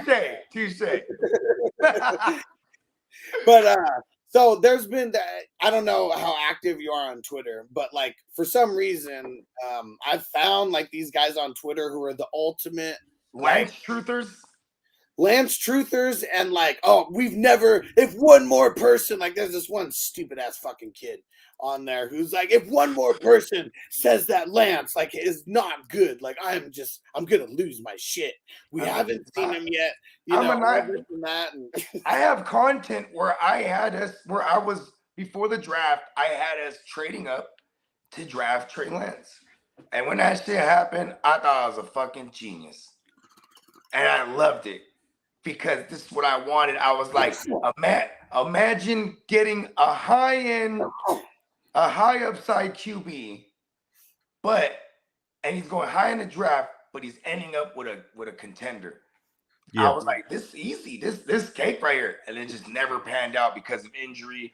And here was my take. It's fucking hilarious because I was the one who everyone was saying was a dumbass for this take for sure. So. This is after the 49ers traded up. Of course, they're going to take a QB there. They should take Kyle Pitts, bro. I said they shouldn't have traded for one, but I'm just going along with what already happened. I said, take Kyle Pitts because fuck those QBs. Jimmy will still be good enough for 1 year. It's all about going for a Super Bowl right this second, and that's the kind of pick that they should. But here's my thing, though. You pair up Kyle Pitts and I get it. The nastiest 12 personnel. But you're thinking short term. Like they had to pay Fred Warner. They had to pay. At the time they haven't paid Nick Bosa. Hold on, I said that. Fred Warner, Nick Bosa, Deebo Samuel. This is like well over $100 million of guys they had to pay. We haven't even paid Bosa yet. This is why. There was short term. But would you agree? This is why they traded up to get a QB. That's the context. So it wouldn't make sense to get a Kyle Pitts. It wouldn't make sense to get a Kyle Pitts. Here's what I'm saying. And we're already paying a George Kittle. George Kittle's under contract. I'm just saying, like, it makes zero sense. Well, because you're thinking about only the long-term future of the 49ers. But see, you're playing fantasy. Hold on, just let me talk. I'm talking in reality what well-run organizations do. I know. This is what a good organization does. You get a QB contract in the building and then pay everyone else. What they were going to do. It's what they should have done. Of course, it wasn't the smart move for the future. I said, fuck the future. Get a player that helps you win the Super Bowl in that year. Yeah, here's more context, board, brother. Here's more context. Right before that draft, in that offseason, we're coming off a shitty year and in the year prior to that, we're coming off Super Bowl loss. Right? So, but you know what we did in that last offseason? Extended and that 2021 offseason, we extended Shanahan. So he's going into this draft knowing he got 6 more years. Okay, I'm getting my guy. It sucks that it's the wrong guy. You know what I mean? And Emil said Buggy gets mad when you talk about the 49ers. It's because I don't give a shit about the 49ers' future. I just was only talking about making a Super Bowl. But here's my thing, though, is I believe in any valid argument, it has to make sense. I wasn't the one who told them to trade that would never make sense. That would never make sense. Like, that's the thing. That would never make sense. When you had to pay guys like Fred Warner, Nick Bosa, you are like a very smart football guy. So this is why it's always funny that I always said this was a troll act. I'm gonna stay consistent because you're a very smart guy. You know that makes 3 zero years sense. later, I'm consistent. It makes zero sense. Saying that I was right. It makes zero sense. Made the wrong right on way. They made the wrong move. Here's the thing, though. It's like we were successful. Here's what I'll say. Everything was wrong about that draft. Okay, you're right. I'm going to tell you what I always told you, even back then, is that because Kyle Pitts ended up getting hurt too. So year one. I know, but year two. And we were arguing about this. We were arguing about this year two. We were arguing about this last year. All my take was year one. All the rest doesn't matter. This is okay. Well, we went to thank you for making my argument even better because that year. No, you're making my argument better. Hold on. We actually went to the NFC Championship without Lance or your Kyle Pitts. So there's that. Year one, Kyle Pitts was there. That's what you're forgetting. You're talking. Yeah, but my Niners without Lance or Kyle Pitts we actually went to the title game. So yeah. You know what I mean? And what was the reason why you guys lost? No offense. What would Kyle Pitts have done? Give him more offense. No Exactly. offense. We lost. Exactly my point. What are you talking about? What are you talking about? No offense. How many points did they score in that game? Look up the NFC. Look it up. I don't know if you remember it. It was a shootout. Well, may I interject? This is really entertaining, but may I interject? I think I'm going to bring it around to Bogey's point. By the way, Bogey, it's really nice to meet you, man. I hope you don't hate me because like I don't hate nobody. I hope we're good. I'm the most. Here's in my mind, I'm the most fairest because I'm just not gonna let people say things that I don't agree with because this is what I'm here for. And I'm gonna have a content. I'm not just be like I don't like that. I'm gonna have a reason why. You know what I'm saying? Like there's context to everything. But you can't hate on the other reasons when they're valid as well, just because they don't align with. But the Kyle Pitts thing, when you have an organization that needs to pay all these players, drafting a tight end like that will never make sense. For long term, I said it was the right pick at that exact moment. I also now you're putting an asterisk next to your argument. No, I said they never should have traded up. I'm saying okay. Hold on. I'm speaking with how things actually happen in the league. Last point, and then this is how things actually happen. You're on the clock. You're on the clock. Give me 5 seconds. They picked Lance because they needed to make a smart move for the long term. They traded up, traded away the future. They fucked up on the pick and the future. They literally fucked everything up about that entire situation. Yeah, I mean, okay, yeah, on paper, but then 3 years go by and there goes all those first rounds, and you know we're still winning, and then it feel like it's what sucks is that it feels like we just continued to have 0 first rounds even then. You know what I mean? Like it's almost like we traded it away and have nothing. You know what I mean? And then like happened like Lady Luck strikes us with fucking Brock Purdy, and you know what I mean? And we don't find out Brock Purdy's even a thing until tragedy strikes with injuries to Jimmy as well after Lance. You know what I mean? Like God bless Jimmy. If I was debating anybody but Bogey, I would have won this debate a long time ago because Lance was wrong. No, that sounds like I'm not gonna lie to you. It sounds like one of the stupidest arguments you've ever made. Like, so allow me to interject. This is how an organization runs things. Like Bogey hates Lance. Because that'll never happen, bro. That would have never happened. It just wouldn't have. If you could have made an argument that we would have gotten a different QB instead of Lance, because they were getting a QB. Once you know what I'm saying, they traded up. It was happening. But who else was available? I mean, we had our choice out of everyone outside of Lawrence and Zach Wilson. So it was like Fields and Mac Jones and Lance for the trio that it was narrowed down to. And yeah, and you know what's crazy is like a true Sagittarius. Hey, we have a 1 in 3. What's the percentage of that? And we hit 33%.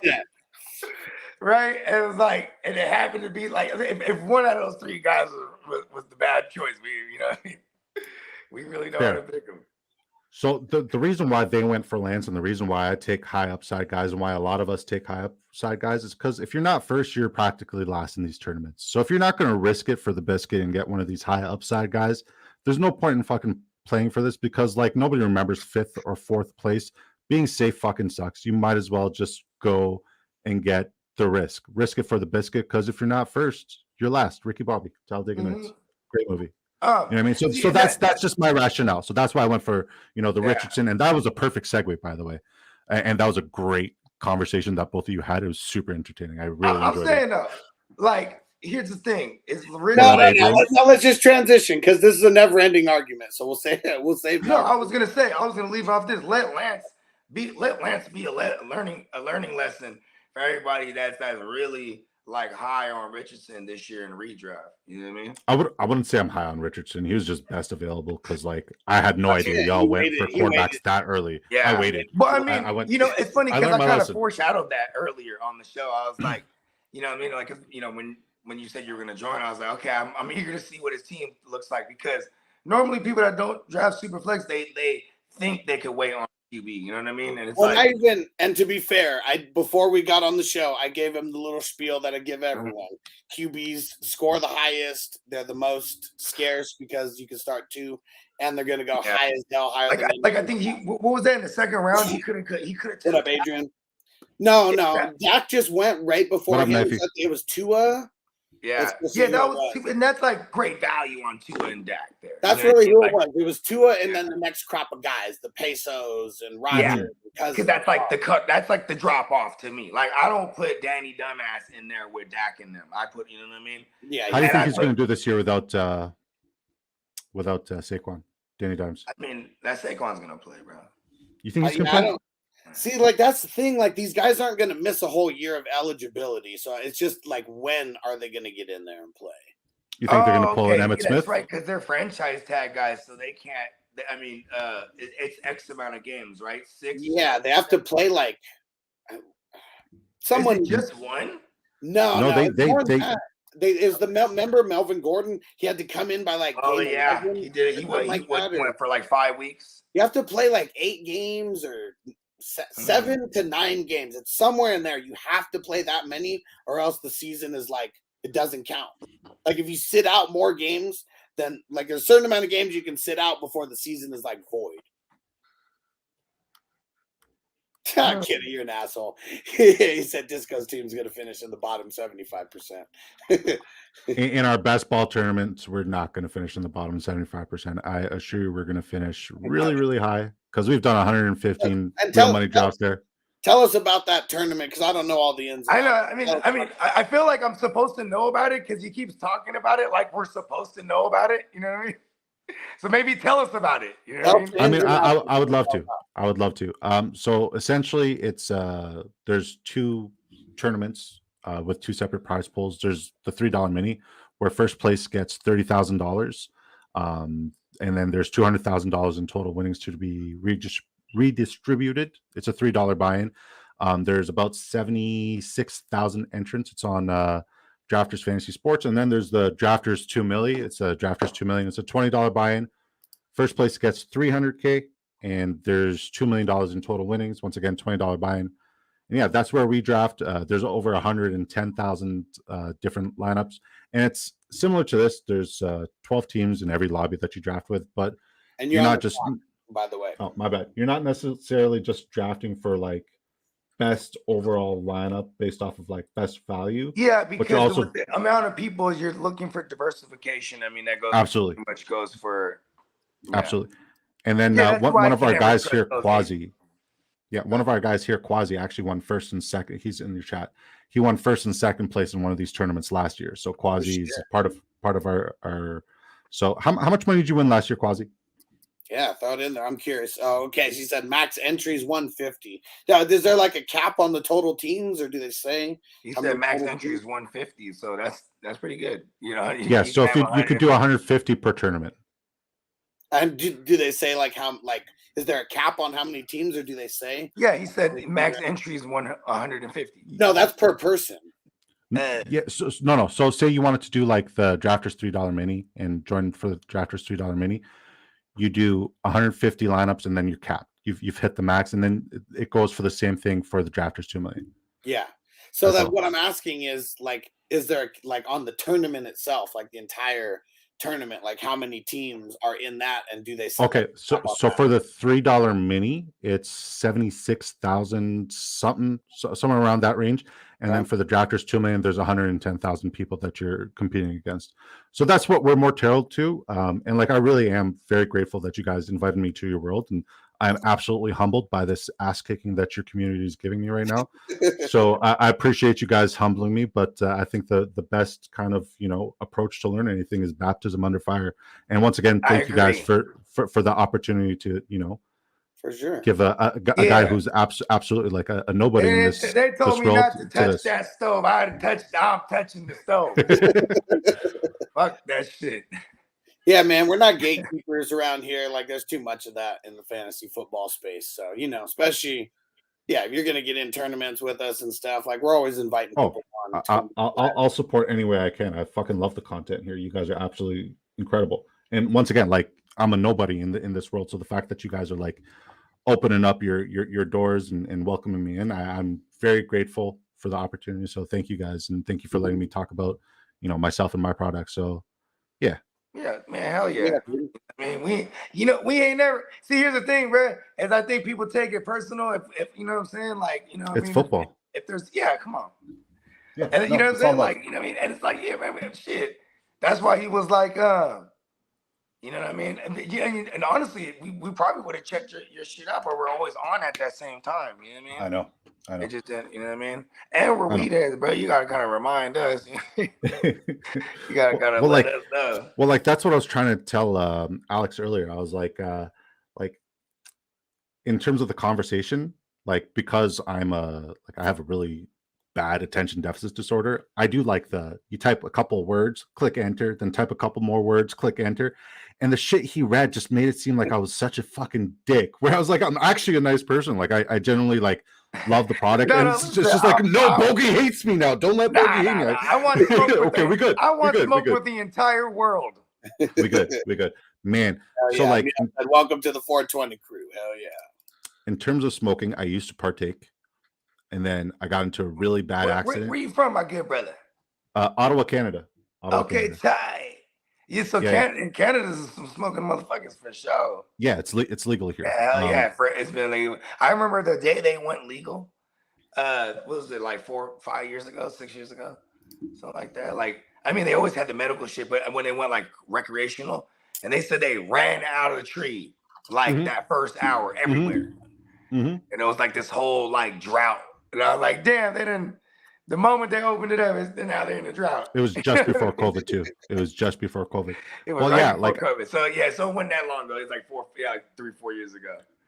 Yeah. So I don't smoke weed anymore because like there's certain people who like the weed will tell you that it's done with you. You know what I mean? And like I miss it. Don't get me wrong. Like I enjoyed it, but like it just created so many like anxiety issues and just.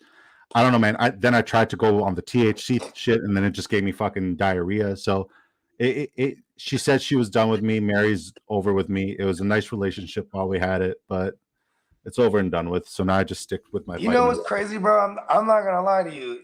You're like the second person I've heard say that like not too long. Like we got this dude AJ that rocks with us, and he just smoked. Like he's from Texas. He just smoked one time, and it fucked him up like in this weird way.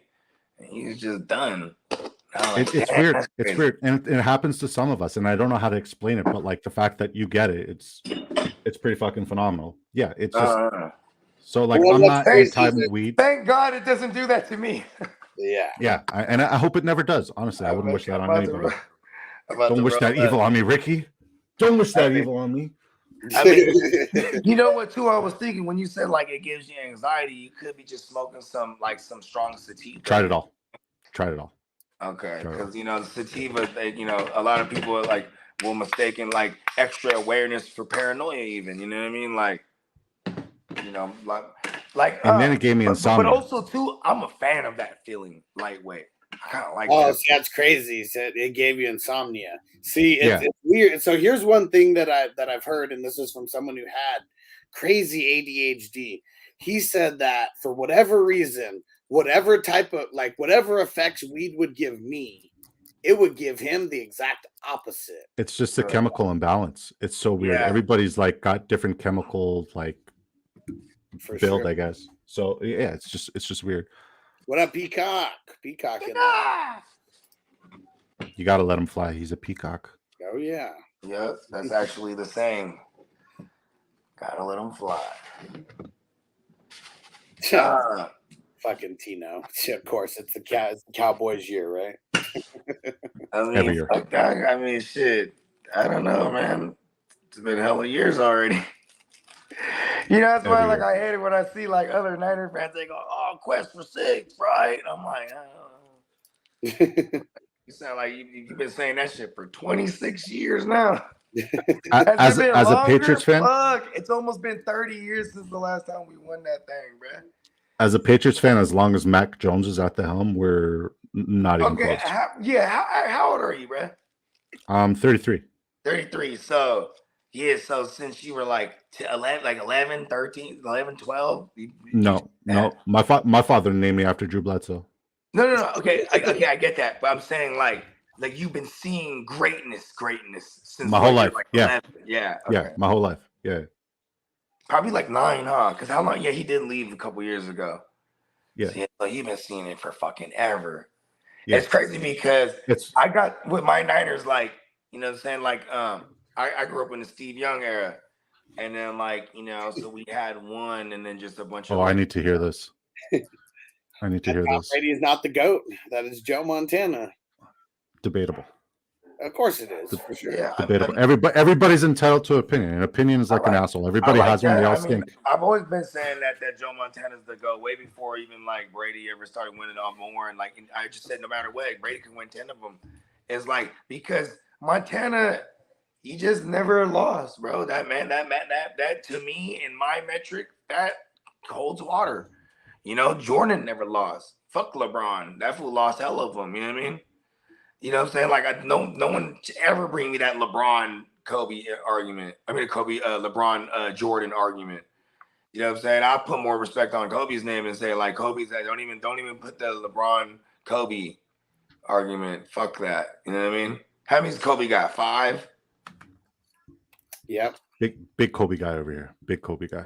You know what I mean? See my background. Kobe and Tim Duncan, and they're both in the 5-time club. So my argument is Brady is better, and like I completely. We can't say better. He's definitely not more talented. Like maybe more career. I mean, he's definitely better and more talented. Listen, at the end of the day, the competition Brady got to face in comparison to the competition that Joe Montana got to face. What Brady accomplished at a higher level with more consistency, getting to the actual Super Bowl, being the guy who carries his team there. No, that's also it's Brady all day. But like that's because I'm a diehard Pats fan, and like obviously the argument can go either way. There's not gonna be a definitive answer, and that's the beautiful thing about these discussions, because you get to hear different takes and eventually some different stuff as well. Brady is for sure. I think Mac Jones is low key hella good, bro. He's got the thing that's crazy. Got 0 points.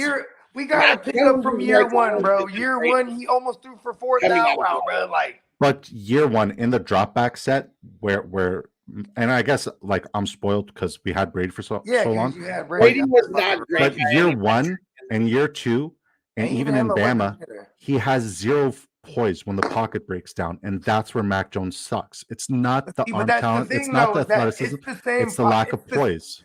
The offensive line has always been shitty for Brady. He just got the ball out quick, so on paper, it's gonna say they're one of the best pass pro lines. Like, do we realize that it took Brady 5 years to go over 4,000 yards? I mean, that wasn't. It was a football.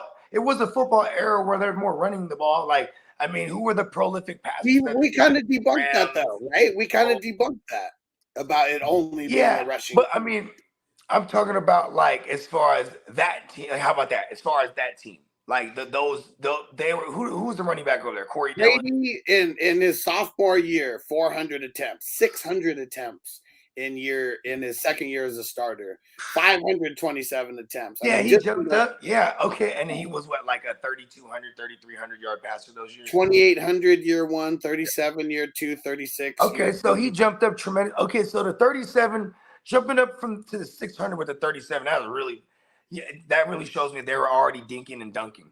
You know what I mean?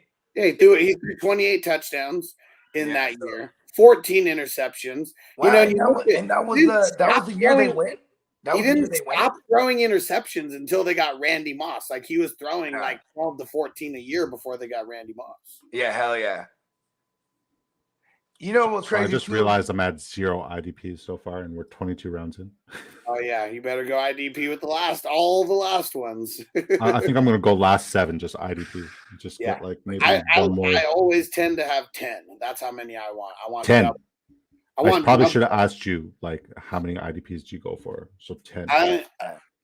Hey, check this out, y'all. I'm gonna check y'all out in a sec. I'm gonna go dip out real quick. I gotta go do something real quick. Sounds good. All right, later. God bless you. Nice meeting you, bro.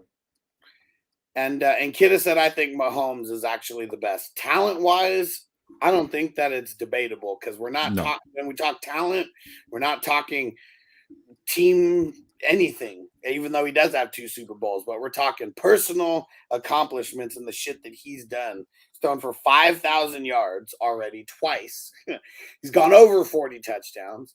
He is the last person since Kurt Warner to win an MVP and a Super Bowl in the same year. Like, nobody is doing that. And yeah, you just look at the things that he can do where, I mean, just like Aaron Rodgers, I think before him, the most talented QB that ever came out that has nothing to do with team accomplishments was Aaron Rodgers. I mean, guys who don't need their legs, but they have it, and it's like a cheat code for them because they're so good already with their arm. Well, when it's all said and done, Mahomes, like theoretically, what he has on paper, like up to date, he is the best quarterback to ever play in the history of ever. But when it's all said and done, we are never going to ever see anything like that ever again, because like he's still, and it's crazy to say this, he's still at the beginning of his career. Yeah. Imagine if he plays till he's 45 or 46 like Brady does. It's not going to be matched by anyone or anything like ever. Because here's my argument, like, against Brady is like all Joe Montana, Terry Bradshaw, guys like that. You could do anything you wanted to them behind the line of scrimmage, including take out their knees, including punch them in the face, and like literally anything. Flags were just not thrown like that. They created all these rules of where you can't hit the QB for Brady. I'm not saying he wouldn't have played until his mid-40s without that rule change, but there's a very good chance that he does not play until he's 40 if they don't change those rules around. And it was right after the torn ACL. The ACL. Yeah, the ACL. Yep. Yeah. Happened right after that. Yeah. And like, have you watched that QB series with Kirk Cousins and Patrick Mahomes? And I haven't seen every single episode, but I've seen like the first 4. Yeah. So Kirk Cousins is on there. He's like, and then Brady got hit and he tore his ACL and he changed the rule forever. And we thank Brady every year for that. For sure. I have a new love and affinity and appreciation for Kirk Cousins and how he was. Yeah, just because of the show. Because I always thought like he was a snob, stuck-up guy, and like it just goes to show you should never tell yourself a story about a person. And you know what? He's a top-notch human being, just based off of what I saw. Yeah, top-notch human being, real wholesome dude. Quasi said Holmes has a realistic chance to surpass Brady ring total. Yeah, absolutely. And it's crazy because like, before he got the second one, nobody was like, everyone was like, fuck no, like he's still got to get to 7. Then he gets the second one, and like, oh, well, I guess we'll see. Honestly, the first time I saw him start that first year, I'm like, this guy's different. He is different. You know what I mean? Like Tom Brady, athletically, like just based off of arm talent alone, like it wasn't anything spectacular. It was just like he was cerebral. Yeah. The way he attacked and approached the game, his preparation was different. But like Patrick Mahomes, he's one of those guys where it's like when he throws the ball, he's a savant. Like it's unparalleled. You don't see anything like that. It's the same way when you see guys like, Barry Sanders run the rock. It's just different. It's just different. And Patrick Mahomes slinging the rock, there's nobody who can even come close to it. Yeah, and really a lot of it is, I mean, his dad's a professional baseball player. He grows up, as a baseball player. Like he wanted to be a professional baseball player, and that's what's crazy. It's like the baseball skill that he had. I mean, in the show, like these are things that I already know, but when I'm watching it, and he was like, yeah, like all those crazy throws is me like playing shortstop, and like for anyone who watches any kind of good shortstop who's anywhere on a great high school level through the pros, those guys are just silky smooth with the way that they move. They can throw from all different types of angles, and you got to throw it across your body damn near like almost every single time you're throwing across your body as a shortstop as well because of where first base is positioned. So yeah, it's just crazy how it translated like that for him. And I think because like, have you ever seen him play basketball? Have you ever seen that clip of him like just absolutely like getting busy, like crossing people over, breaking ankles, bro, like he's nasty. Like he's not like he is he's got a nasty freaking handle. And the way he's shifty with the ball, it's like this is why guys struggle to tackle him when they get to him in terms of him being like in the eye of the pass rush. Like he is so shifty and he's such a nasty basketball player and like so good at basketball. So good. It's stupid how good he is at basketball. This guy could have literally picked any sport and like just like I'm pretty sure he can skate like freaking Elvis Stoico, you know what I mean? He could do no wrong. Yeah, I mean that's wild. Honestly. I mean he's a great athlete all around. Honestly, man. Like I'm pretty sure he's nasty at golf too. I mean, yeah, him and Josh Allen are having like those like what the hell is it? Really just like I don't even know what it is, like a golf battle. It's like just them two in like a skill competition. I don't know like the one that Brady and Rodgers did. What was it, last year or the year before that? Mm-hmm. Did you see Steph Curry's hole in one? Yeah. That guy can't miss. He can't miss. Savage, man. He just hits dimes from wherever he's at. Golf, basketball, doesn't fucking matter. Dropping dimes. And Kidda said the gym translates in the weight room, not the baseball diamond. Who? What were we talking about? No idea. Peacock said baseball skills transfer. Kyler, Russell have had their moments. Yeah, for sure. I mean, Tom Brady. Guys, they're mobile. They can move around and they can throw from a lot of different angles. Tom Brady was drafted by the Montreal Expos. Did you guys know that? What was he? A catcher? I think it was. Yeah, he was a catcher. I'm pretty sure he was a catcher. I think he was a catcher.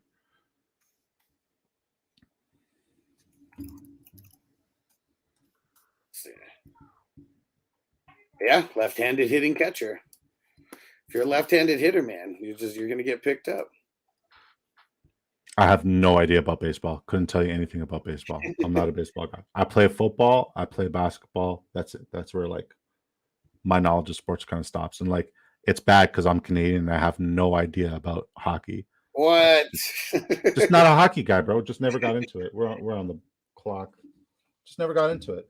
I feel you. I'm not much of a hockey guy either, but I also don't live in Canada. I feel like if you live in Minnesota or if you live in Canada, you kind of just have to be like a hockey person. Like yeah. Or just a nice person in general, right? Like that's a Canadian thing. Like we're just super fucking awesome, sweet, like awesome people. Okay, but how about this? Let's see if you're a real Canadian. Were you into wrestling ever? Always. Okay, well there we go. That's all that matters. That matters more than hockey for sure. Always. Man, like I think my favorite era and like my favorite like beef, obviously like when Kane first came out, that's like the most memorable thing that ever happened. When Kane came out during that Hell in the Cell match, that was like, I don't know. I like, because I was a kid, right? And I was like kind of scared. I'm like, what the fuck's happening? You know what I mean? So Kane was terrifying. Kane was 4 years older than you, and so however old you were, I was 4 years older. Super. So yeah. About that. So Kane was crazy, and then I don't know. I just feel like in terms of back and forth, it was always fun to see The Rock and Stone Cold. It was just always fun to see those two go back and forth.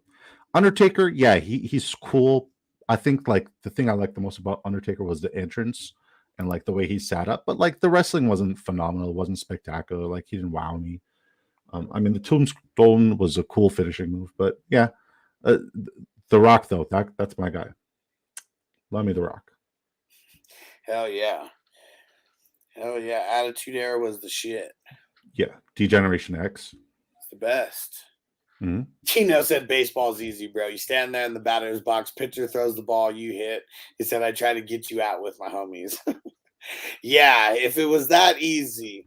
I mean, you're hitting a round baseball with a round bat and it's coming at you 100 miles an hour. Like, that is not fucking easy. Like, most people's eyes can't even follow the baseball to the fucking, like, if you're anywhere close to it, most people's eyes can't even keep up with that, let alone your entire body fucking swinging and hitting that quick. Baseball's just boring. That's really what it is. It's not easy. It's just boring. I love to play it, and it's fun to play. I feel like I'm doing a decent job with my 4 IDPs and back-to-back picks so far. So I feel like I'm getting some decent value here. So Chubb, I like him. I mean, a little bit hit or miss, you know, as far as, I mean, him just, I guess, being a consistent IDP guy. Jamal Adams, he might start the season on like the pup. He just keeps getting hurt. Van Ness, I'm a fan. I don't know if he'd be someone that I would be drafting because I don't know how much he's really going to get in like right away. He's going to be a rotational guy, but he legit might be like a 30 to 45% like snap guy. And McKinney, love McKinney as safety for the Giants. That was a good pick. Some decent values who can play around the line of scrimmage, and then Adams and Xavier McKinney. The fact that they're tweeners that can, play around the line of scrimmage and also drop back in coverage, I love that from them.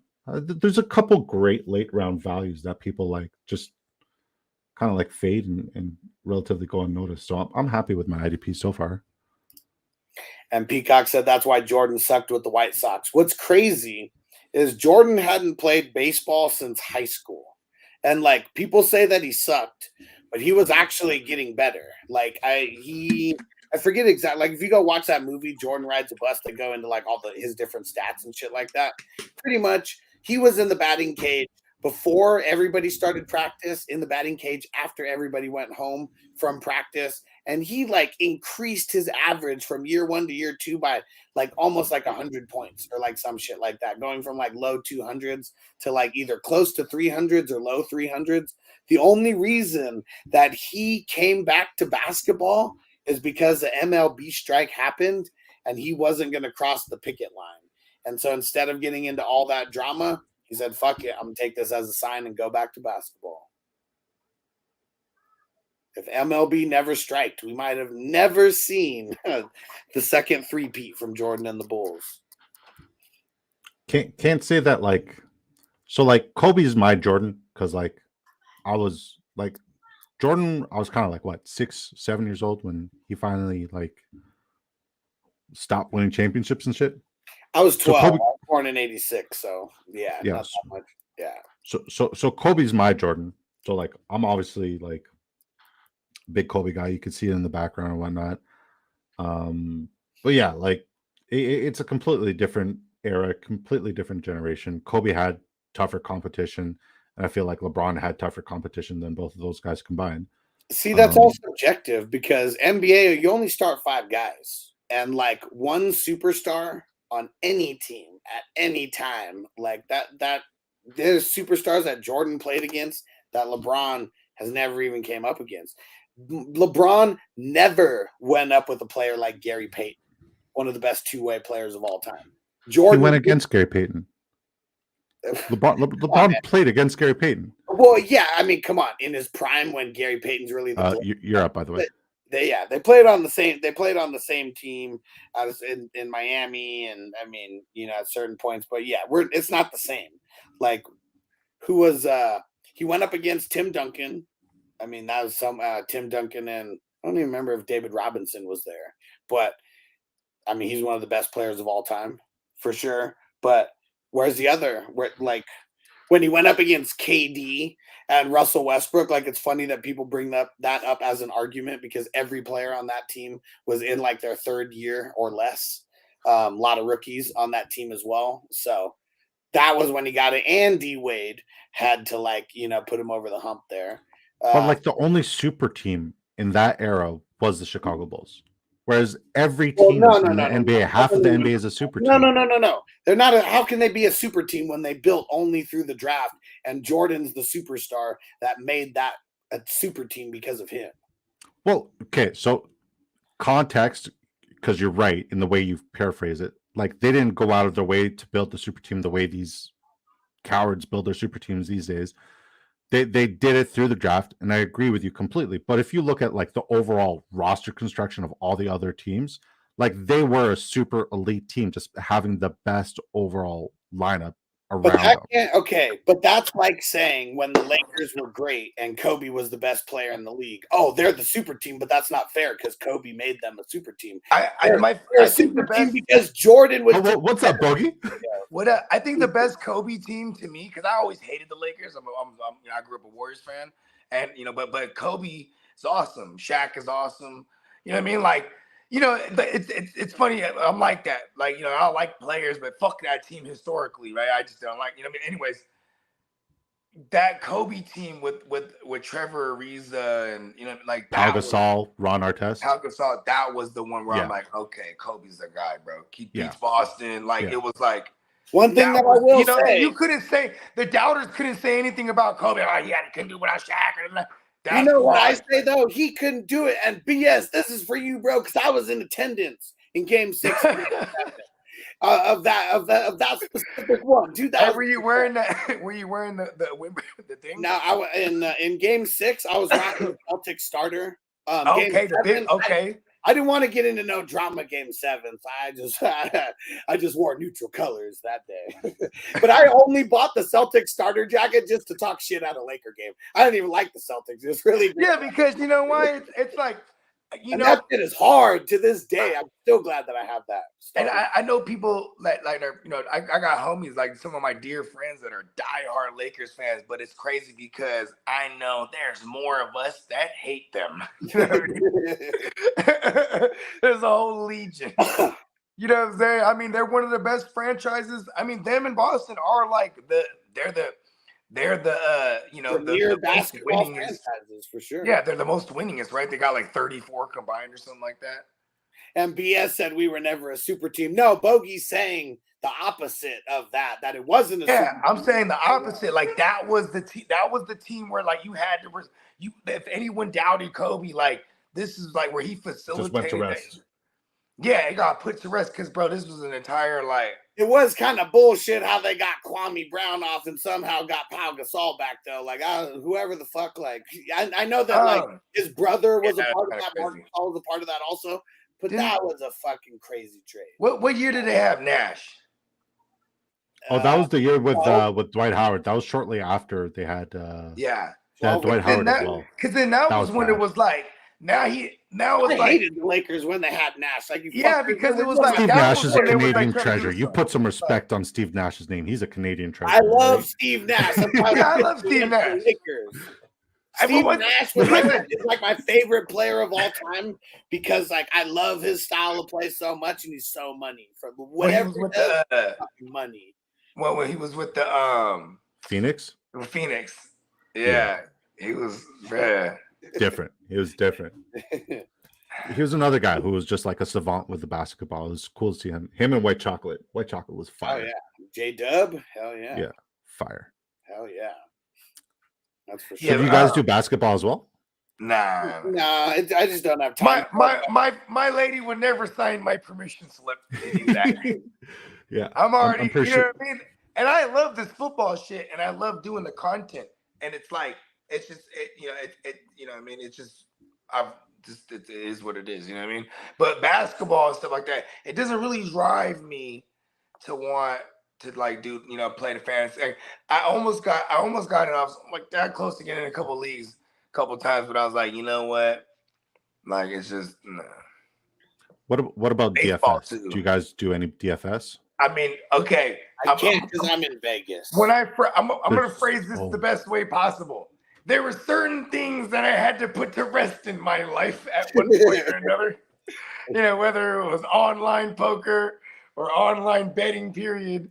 And like DFS was one of those where it was like, I'm doing like a shitload of lineups every week. You know what I mean? I was DraftKings. I never really fucked with FanDuel. Only a little bit when the homie Steamboat, one of my homies Steamboat, that was his little playground. He liked. BS. Hold on, BS. Wow, you said wow, that wow, was wow. not amazing. He came in and Kobe made him great. I said they got rid of Kwame Brown and brought back Pau Gasol. However, not great you think Pau Gasol is, Kwame Brown is like 50 levels below that, for sure. Okay, I need to ask you this. You're a Canadian. How crazy was it when the Raptors won it? Best day of my life. Wow. So I'll tell you this. So the first year, I want to hear this. The first year my wife and I got together, the Patriots won the Super Bowl, and the Toronto Raptors won their first championship ever. Yeah, by beating my Warriors, but yeah. It was. Did you propose to her that day or something? Is this where the story's going? I proposed in between both seasons, or between both championships When you know, you know. So yeah, so like we were driving to Niagara Falls because that's where she's from. Okay. Oh, okay. I was about to say, on oh, the he's way Mr. Romance. I like that. He's about to, he's about to take on us the to way. the falls. Oh no, like you spend 5 minutes in the falls and you're like, okay, that's it. Like it's a big fucking puddle. So yeah, the falls to me is pretty whack. I do like the fact that it's wine country. It kind of like there's nothing else to Where's do. the Aurora Boreal or whatever, like the Northern Lights? Where's that at? Fuck, not anywhere close to us. That's like Okay. Iqaluit or like it's the Okay.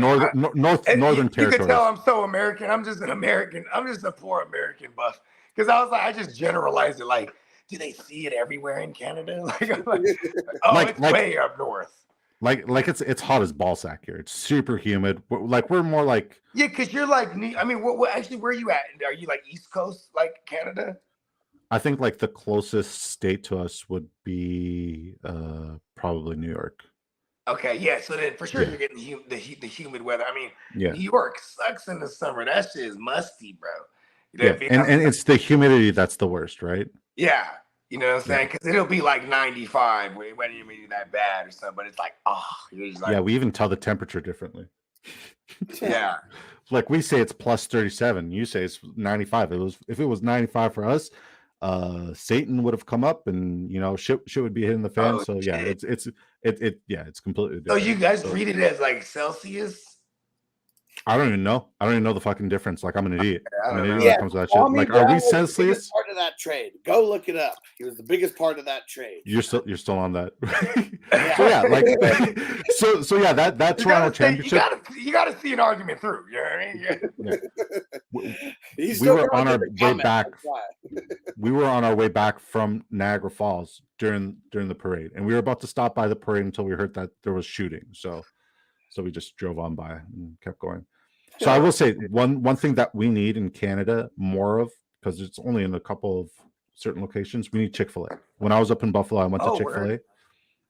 We don't have Chick-fil-A. The closest Chick-fil-A is a 6-hour drive for me. I'm not doing it. We don't have Chick-fil-A. So yeah, we need Chick-fil-A. If that sounds like one of those Canadian stoner movies in the making, right? You know what I'm saying? Fucking Drew's trip to Chick-fil-A. You know what I mean? Like, man, I didn't think I would ever be pissed about something like this, but John Mack is an asshole, bro. Picked Greg Dortch at 29-10. I was gonna try to swoop him with my last pick. I'm surprised that Trayvon Walker fell this far. I like taking Logan Thomas late now. What'd you say, Disco? I'm surprised that Trayvon Walker fell to the 19th round. I mean, especially with all his potential. He's the best ball play. I mean, I guess that you can say that about anybody, but he might in a lot of these drafts. He probably wasn't even drafted. Well, he's gonna take a step here too. I like my IDPs. This is my first IDP draft, and I like it. We're gonna grade. We're gonna grade everyone's. I like. If you want to get a draft, make sure you start. Make sure you let us know that you want to grade. We're gonna start with. Big Draft Energy's team though. All right. I would personally grade myself something very negative, because like. Why don't you go ahead and read off your team? We'll start there. All right. So we start off with Jamar Chase and Tyreek Hill, because in our format, this is like an impossible start. Jamar Chase goes off at the 102. Tyreek Hill goes off at by 104. So like coming into this, I should have adapted to your style as opposed to going my way, and that's the lesson learned, because it bit me in the fucking ass. And then I got Anthony Richardson, which I hate. I got CJ Stroud, which I like. CJ Stroud, I'm very high on. You got him in the third too? Third, yeah, it's bad. Oh, but the QBs were getting sucked up. Yeah.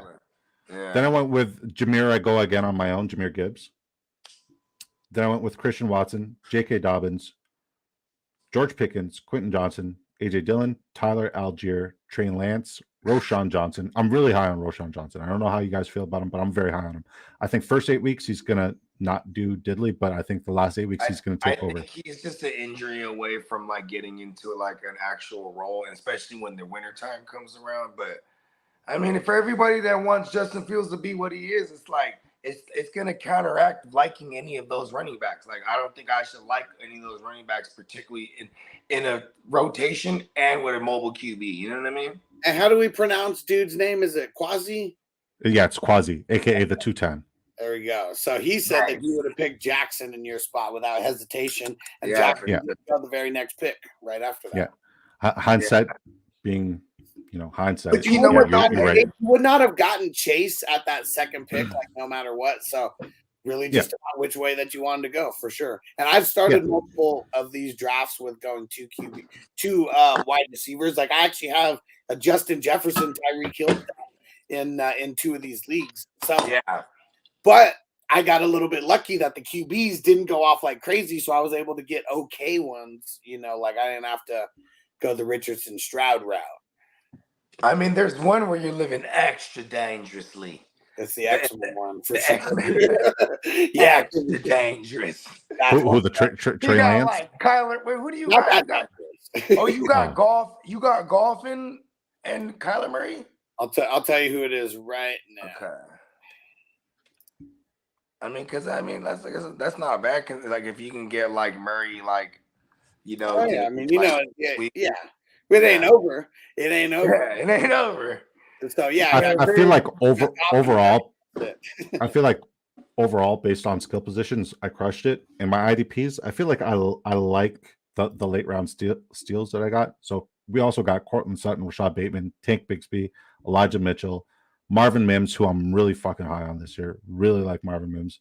Jalen Norton. I mean, but why? Why am I high on Marvin Mims? I'm just saying. I'm just busting your balls. So athletic profile. Like you know what it is? It's like maybe because I always compartmentalize certain players and like, oh, that guy's like he's the best ball player, so I can't be mad at it. Like, but also or like a DFS play. Like, you know what I mean? I'm just probably not gonna have any of those guys in the actual redraft formats. You know what I mean? I like Marvin Mims in all formats, even redraft format. I like him just like based off of his athletic profile alone. The fact that he's the first pick in the Sean Payton era, all those combined, it just spells that he's the perfect guy. And I think I can get on board. I can get on board with that if you could tell me like Cortland Sutton is just gonna like fade away all the way. But Cortland Sutton has never been anything to fade away.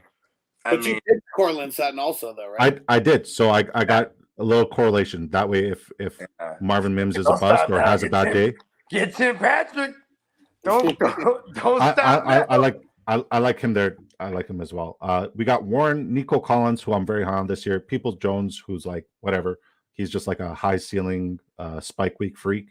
Leonard Fournette, because we needed another running back, and then Bradley Chubb, Jamal Adams, Van Ness, Xavier McKinney, Khalil Mack, Harrison Smith, Trayvon Walker, Demario Davis. Demario Davis is as consistent as they fucking come. So I like my team.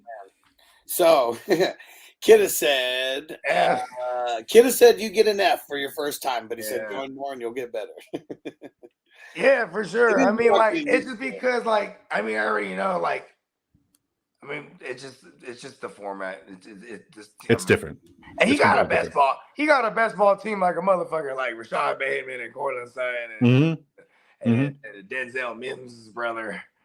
Because this is like, to me, there's like a C-, D+. Because you do have a lot of guys that I like.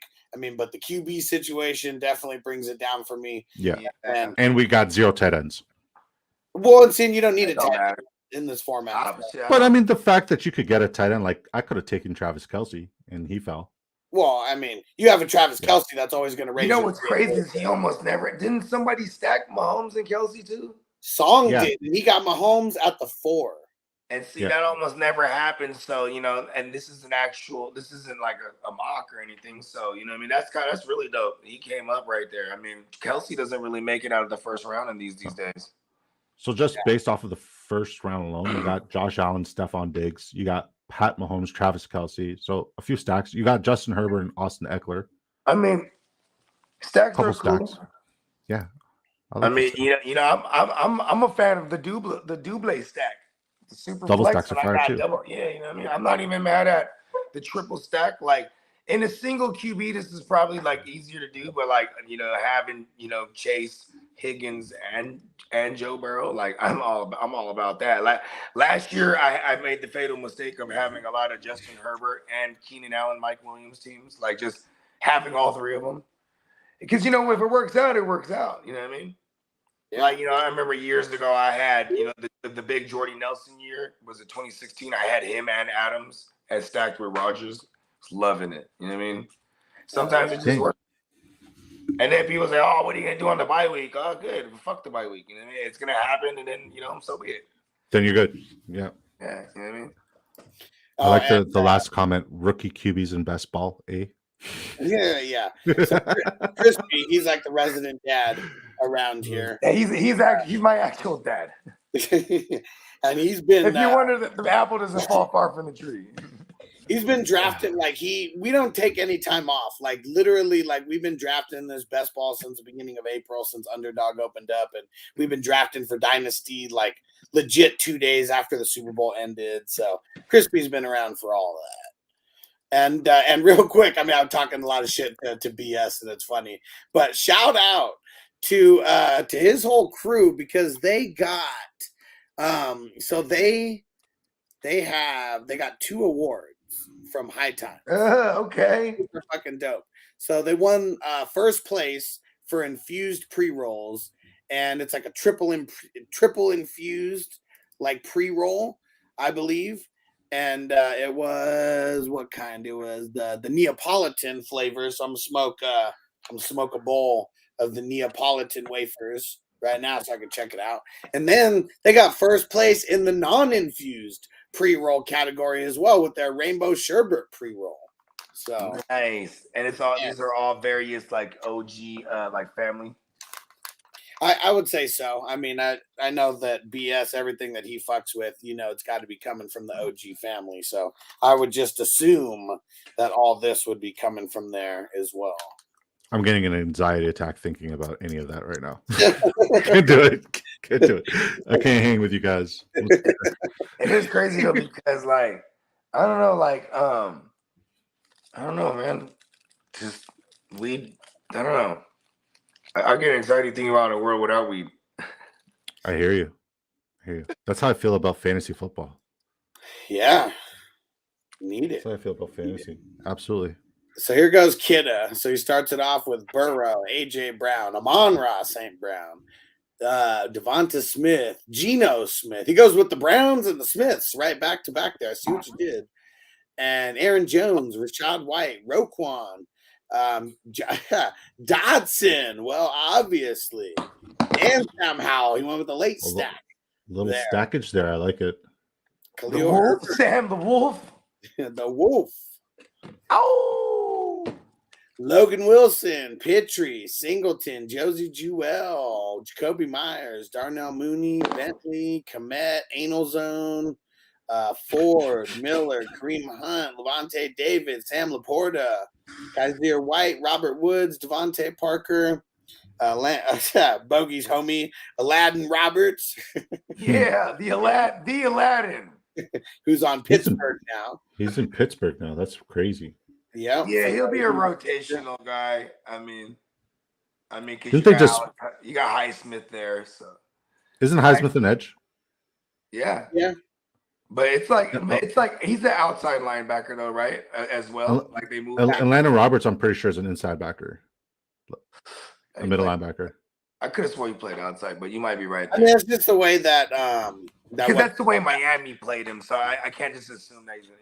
Yeah. Well, Miami was in a 43. This is a 34, is it not? Yeah. Yeah. So they got him listed in the middle right now as one of the interior linebackers.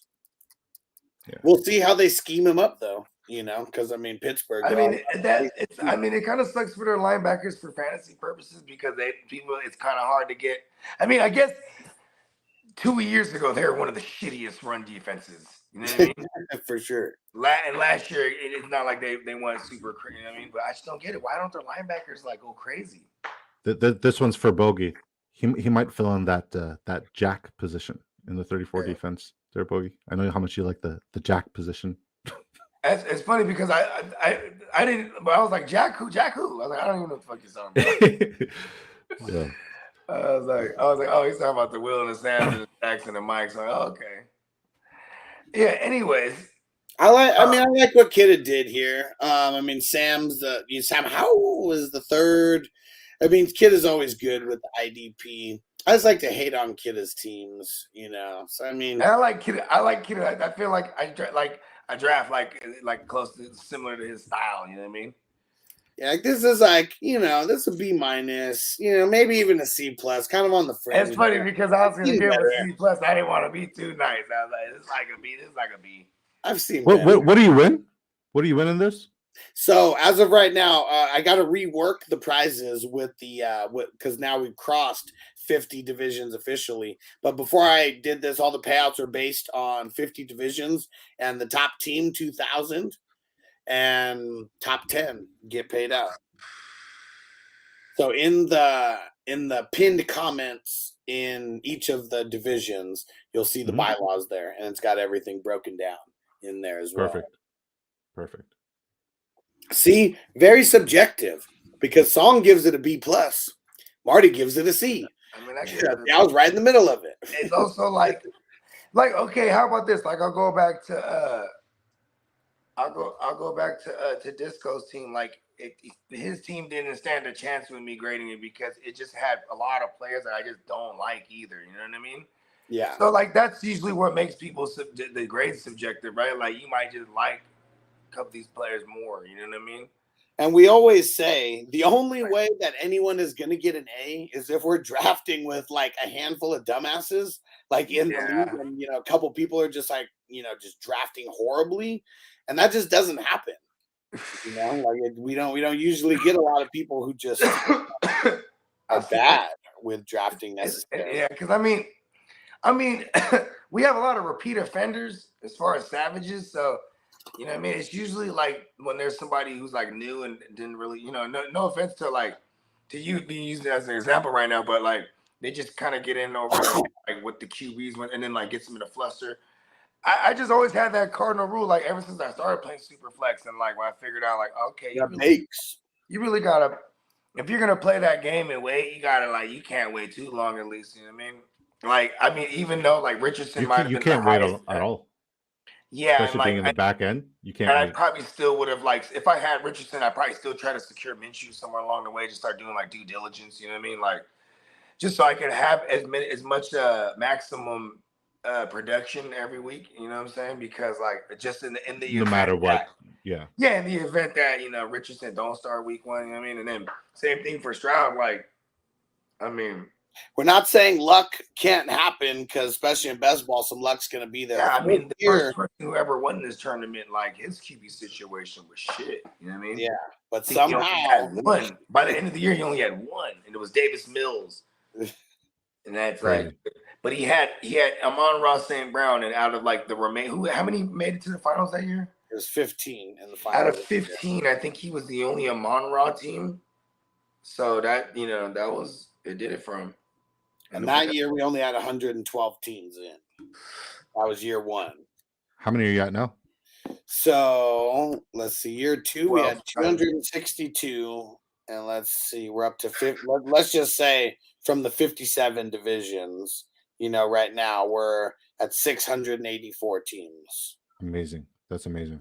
So, we're going to cross 700 here real soon. And then we got... How many divisions are filling right now? So we got the Invincible division that's filling, Invincible the movie, number 58, Gridiron Gang, slow draft. All these are slow drafts. The Blind Side slow draft, Little Giants, Necessary Roughness for our man Stu, and then the Friday Night Lights division. So we're filling up all the way to 63 right now. Speaking of slow drafts, I got my slow draft coming up. I'm at the 101, so I'm getting my second and third round picks. So don't mind me. I'm just going to make these picks. Nice. And so here we go. And Bake said, let's get to 1,000. We could do it, man. We could do it. We're getting close, and we still got, what? We still got the whole month of August. We'll probably, it's going to be somewhere in the end of August. September 10th. What's the Thursday game? The 10th? Is it the 10th? I think so. Let me double check it. No, the 7th. Yeah, my bad. The 10th, that's Sunday. 10th is the first Sunday. Yeah. That's what it is. Okay, so, yeah, you basically got till the 6th. You know what I mean? Yeah. I mean, that's where you could like go fast draft crazy. You know what I mean? Well, yeah, as we get closer, people will be more because a lot of people right now who are like just strictly redraft people, they're curving it and they said, I'll get in August. You know, so there's a bunch of people who are going to come in, you know, getting in for the first time in divisions in August who've just been waiting for, you know, they're not as much of degenerates as us.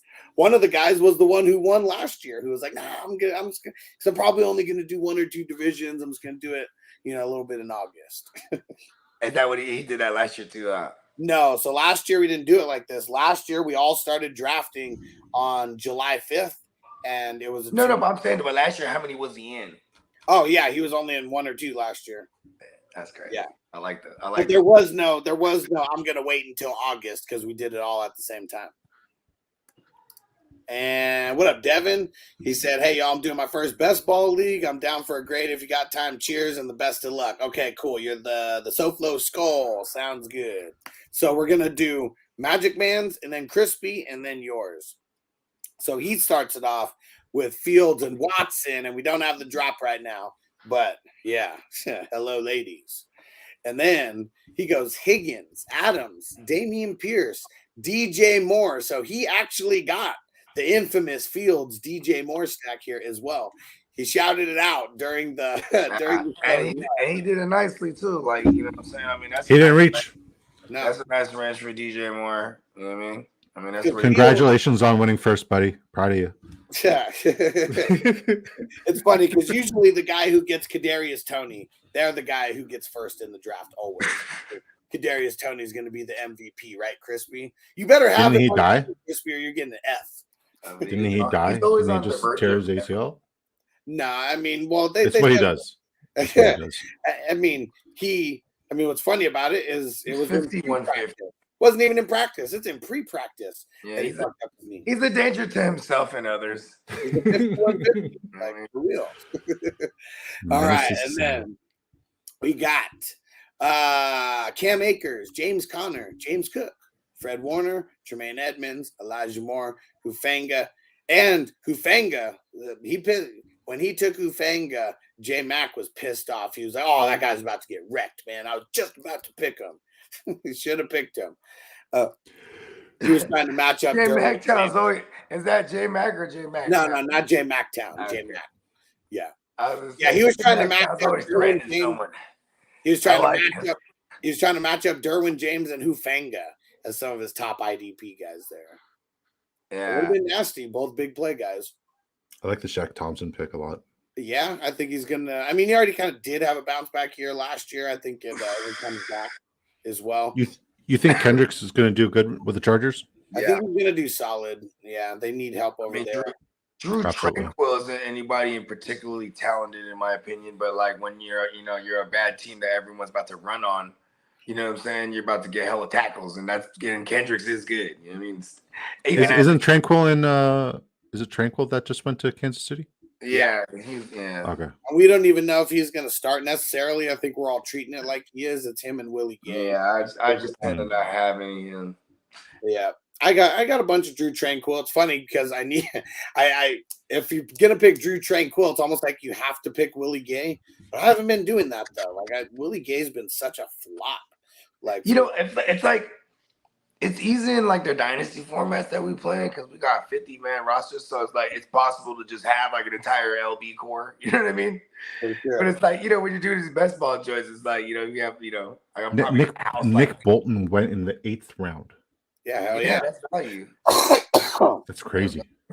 And see, it's funny how Bogey says that's value because there's other ones where he's going in the 6th round. Yeah, like that's usually the highest. He's usually going like 6th or 7th. You know what I mean? So. But also collectively, the people were waiting on IDPs, right? In this one? Yeah, I think so. Yeah, I mean, in that the first 3 guys go off the board. I mean, the first 3, Olakun, Roquan, and Nick Bolton, they go off right. Funny, it's right after I pick 3 IDP guys go off in a row to like start the round, like you fuckers. And that's just the way it worked out, though. Who'd you pick? No, I waited. I got Bobby Wagner a few rounds later. Oh, okay. Oh, I thought you said you set off the run. No, they did it like literally legit, like after my pick. It's funny too because when I see like, oh, you're coming up in 4 picks, and we're like, and I'm like, I don't know, mid 7th round or something. I'm like, I'm gonna start the run. You know what I mean? Because I gotta get one of these top 3 guys. Because then I'm okay with waiting after that. You know what I mean? Yeah. Let me read off the rest of Magic Man's here. So he took Rice for KC. Yeah, Monty. Quincy Williams, Eric Kendrick, Zay Jones, and Williams, Hamlin, Winfield. So he backed up James Conner with Keontae Ingram, Michael Carter, Aziz Al-Shire, Kyle Trask. He's in Tennessee now. Yep. Yeah, he is. He's starting too. Yeah. Mm-hmm. Yeah, he's gonna be interesting. Aziz be in. Trask, Thornton, Byard, Sherfield, and Owens. Man, it's gonna be a shame if Owens doesn't even start like this. Yeah, I mean, he's old, right? He's like what, 28 or older? What is he, 27, 28? 27? 28. Because that was his outlier year. He didn't really have a couple of seasons where he was amazing. I was gonna say he just strung that season together out of nowhere. Yeah. And Adam, he said that Kelsey said that Tony isn't even playing at the beginning of the season. And Marty said, when the hell did that happen? And he said on his podcast, he said that he was hoping that they'd have him back for the start of the season after he tweaked his knee. I wonder, because they're not reporters. Like, what if they're just giving the wrong information just to throw out, like throw people off the scent? I mean, that's like some serious like chest movage right there. By the way, that's Adrian. He's my partner here in Big Draft Energy. He's the guy who does shit behind the scenes. What's up, Adrian? Right. Shout out to Adrian. Yep, shout out. That's what we call that on the league, man. They talk about that shit forever. It's the long con. Like this is, like it's all about the long con. It's a hell of a chess move, for sure. It's a hell of a chess move. I don't know. I think where did he say this on? He said it's on a podcast. On their podcast. Whose podcast? New Heights. Podcast. Oh shit! They're talking about Tony. Yeah. Yeah, I mean, and what sucks for Tony's sake is that the only thing he got is someone else's foolish draft capital. You know what I mean? Yeah. Like it's not the Chiefs who drafted him first, but the fact that some other dumbasses did and they were able to trade for him for less. They got him on a tell him some other dumbasses. Those New York Giants are dumbasses. I mean, it was Gettleman. You know what I mean? It's fucking Gettleman's a dumbass. I mean, I'm just saying, like they got it together now. Worst run team in football. That was one of the first orders of business. They're like, all right, let's start shopping around this Kadarius kid. Fuck the Giants. We're getting rid of him. Last we remember him, he like threw himself on the ground and like damn near broke his shoulder. Remember, he was a headbutted that coach. He was just talking to him, aggressively talking. Boom, headbutted him. He's a danger to himself and others, bro. Look, he was just warming up. He didn't even get on the practice field yet. He was warming up. And Adrian said, low key, that would be gamesmanship. I'd love it if it was true. That'd be awesome if it's true that they're literally just lying about it just to throw people off the scent. That'd be awesome. I mean, but also too, they could be just like really like bluntly saying some shit, like honestly. Like, man, I mean, I'm not targeting Tony too much either way. I'll let you crazy fools do that. Hard pass. So for the Magic Man, I really like what he did here, and he's been in a handful of these with us now. Because in the beginning, he was one of those guys, like you, Disco, where he was like, "What the fuck? Why are the QBs going so high? I'm just gonna wait," And I think his first team, kind of like yours, where he just was not, loving his QB situation. And then what does he do? Now I think this might be like, I don't know, maybe the 6th or 7th one he got in with us. Because QBs and wide receivers right out the gate. I think this one, I like what he did. I mean, pretty much everywhere. Maybe some of the late picks I don't agree with or whatever. But yeah, this is like, especially drafting from the 12 spot too. This is a B-. I love his running backs. I love his running backs. I don't really like the James Conner pick or the James Cook pick. James Cook, I get it. It's the Cam Akers and the Damian Harris that I fucking love. Those Yeah, two me picks too. right there. I love like those those. picks a lot. Yeah. Cause like Yeah. and like James Conner, like just remove the name and just tell me, oh, this guy's gonna get hella volume. I always like that running back. But it's like I really gotta bank on him catching the ball too, because if they're gonna be a team that abandons the run like all day, everything. Well, I will. at least he did what They're you gonna be should so do. bad. At least he did what you should do in these best ball if you're going to push He off. got an entire backfield. Yeah, he went Damian Pierce, but yeah, then he gets Cook and Yeah. Harris, then Connor and Ingram, you know, and just getting multiple guys from the same squad. Yeah. It's Dr. Mundo. Yeah. I like the double stack theory there. I like the handcuffing your own running backs. I think he had a really good draft.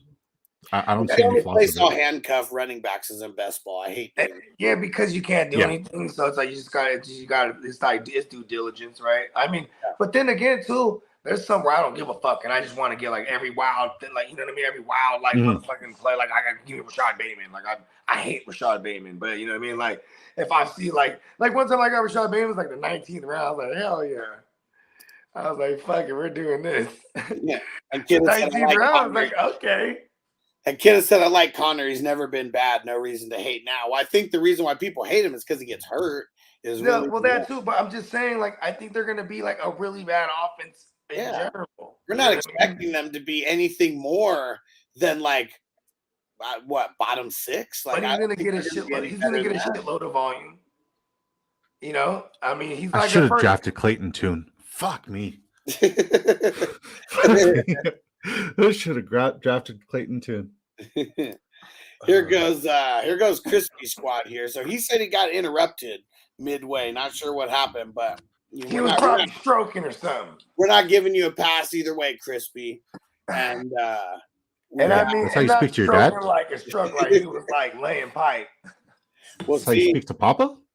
Crispy is one of those guys who he raised all his kids. You are not made to be soft. You know, there is no participation trophies around here. We just return the type of raising that we got. Gotcha. We started off with Herbert and Eckler, so goes with the Chargers right out the gate.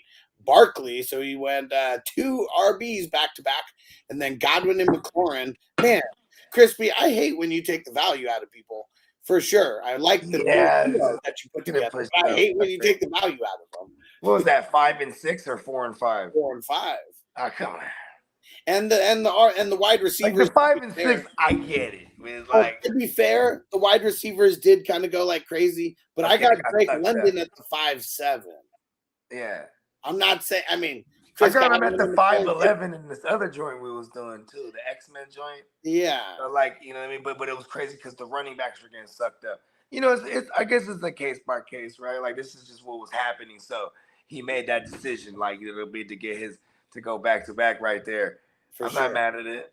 And then he goes Kenny Pickett, which the QBs were drying up like crazy. That was that's pretty cool. He waited and still got like a guy with some upside here to be like a higher end QB2.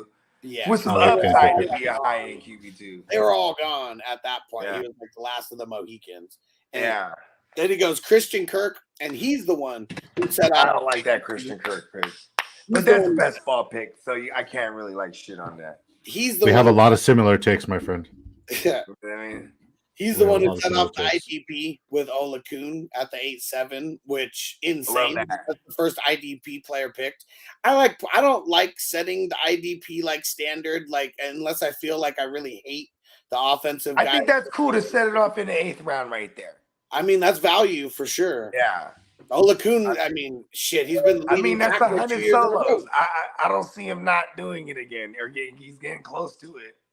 Yeah, and we saw him do it from team to team. Like if any, like he improved when he went to the new team, even with the better offense. Usually it's the other way around. And a better all around defense too compared to Atlanta. You know what I mean?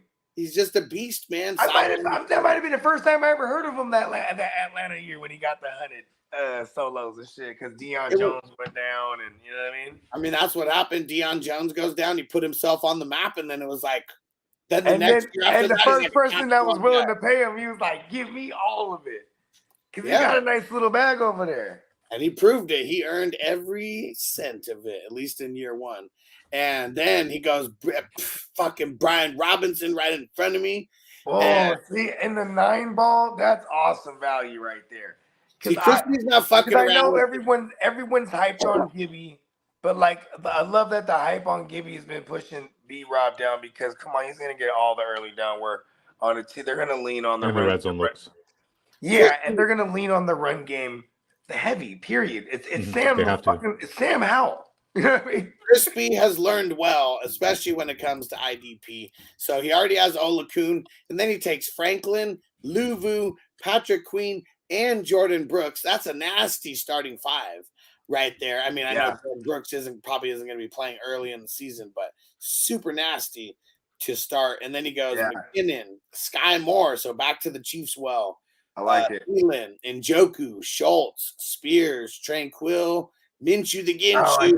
I don't like that Tranquil pick. In the 20th round, I'm not mad at it.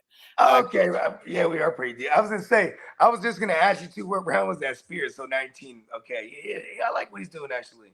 Minshew, Caden Ellis, Palmer, Claypool, Dalton, Deuce Vaughn, Zach Ertz, McBride, Jordan Love, Julian Love, and I guess actually I can't hate on any of the handcuffy, or even the third string running backs because it's like, those guys could come into play like when the weather gets cold for real. I mean, it's Pollard and Malik Davis, over there. Yeah. And then Deuce, right? I like Malik Davis. Isn't Rojo there? Oh yeah, Rojo now. I guess I don't consider him too much of anything. I don't either. Yeah, but I think when Rojo comes in the room, nobody talks to him. No, when he comes in the room, everybody leaves. Wow. Everybody leaves. Or you go, hey, what y'all talking about? Nothing. I hurt for him because of that insult. I hurt for him. That's just wow. That is mean. Rojo's the guy they say when they're all going out. They say, "Hey, don't tell Rojo where we're going." So y'all going? They give him the wrong address. Oh man, I'm going home, man. They tell him the wrong. I'm gonna go home, bro. Okay, now do your take, but as a Canadian. If we're gonna go home, man. I'm sorry. Hey, Rojo, I'm sorry. What's it about? Oh, I'm sorry. I'm just tired. But then, like a true Canadian, being so polite, he would go and be like, you know what, Rojo, you know what? We're actually going out. You know what I mean? We're going out. There you go. A plus. Hey, I grew up. Bret Hart was my hero. Oh God, he was an asshole though. Yeah, he really is. But that's why I liked him a lot. Like he was like a fake good guy. Right? He was from Alberta. All Albertans are assholes. I'm kidding. Yeah. I love Alberta too. And I mean, they're all like big woodsmen, huh? They're all like. It's the Texas of Canada. Yeah, there you go. That's a great analogy. Except for it's hella snow and shit. I'm with Song. Song gives Crispy a B+, and he said he got interrupted at Godwin.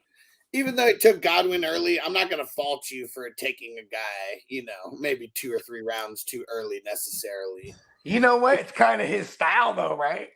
Yeah, I mean, you love to take Bentley in like the 10th round. Why didn't you do that? Man, I'm like, I've been waiting on Bentley like round 14. Because he's like, wait, I'm not going to take Bentley. I'm going to take Luvu in the 11th. Way better move, Christy. Right? I mean, great value on Luvu, too. Sure. I just took Luvu in like the 9th and the last one.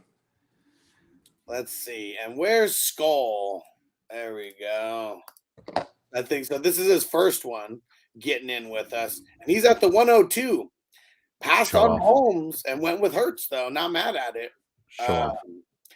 Nick Chubb, Danny Pesos. That little rushing QB kind of correlation there. Debo Samuel, Tony Pollard, Hopkins, Cook. Maybe a little too early for Cook because there's all the drama looming. Kamara, Evans. He was like, fuck, if we're going, they asked him, what's the strategy on this one? He's like, I was trying to get the most volatile drama players as possible. And this might, ADP wise, Hutchinson and Crosby, they probably were like in the mix. Those are the guys that I wouldn't take Not necessarily because like they won't be top guys on a weekly basis because it could be, but it's just the consistency. Like defensive linemen like this, they're more home run hitting wide receivers. You know, whether it could be Yeah. big play wide. Like even like for example, Nick Bosa in the seasons he's played a full season, he's never had less than 15 sacks.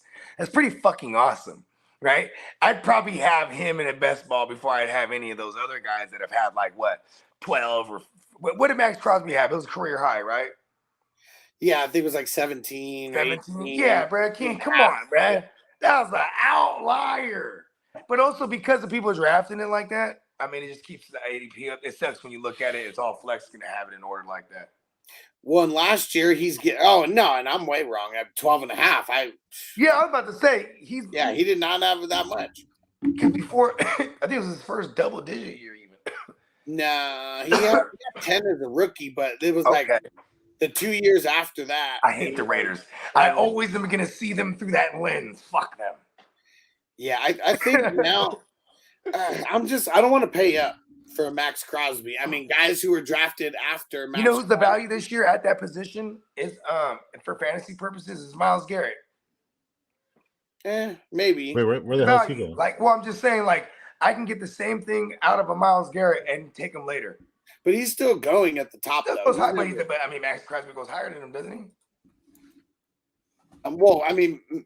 See, even in this, don't quote me. Even in this, I curve those guys. Period. So Garrett went 2 rounds higher than Max Crosby, and I think in our dynasties and all that, Max Crosby was going first D line, kind of off the board.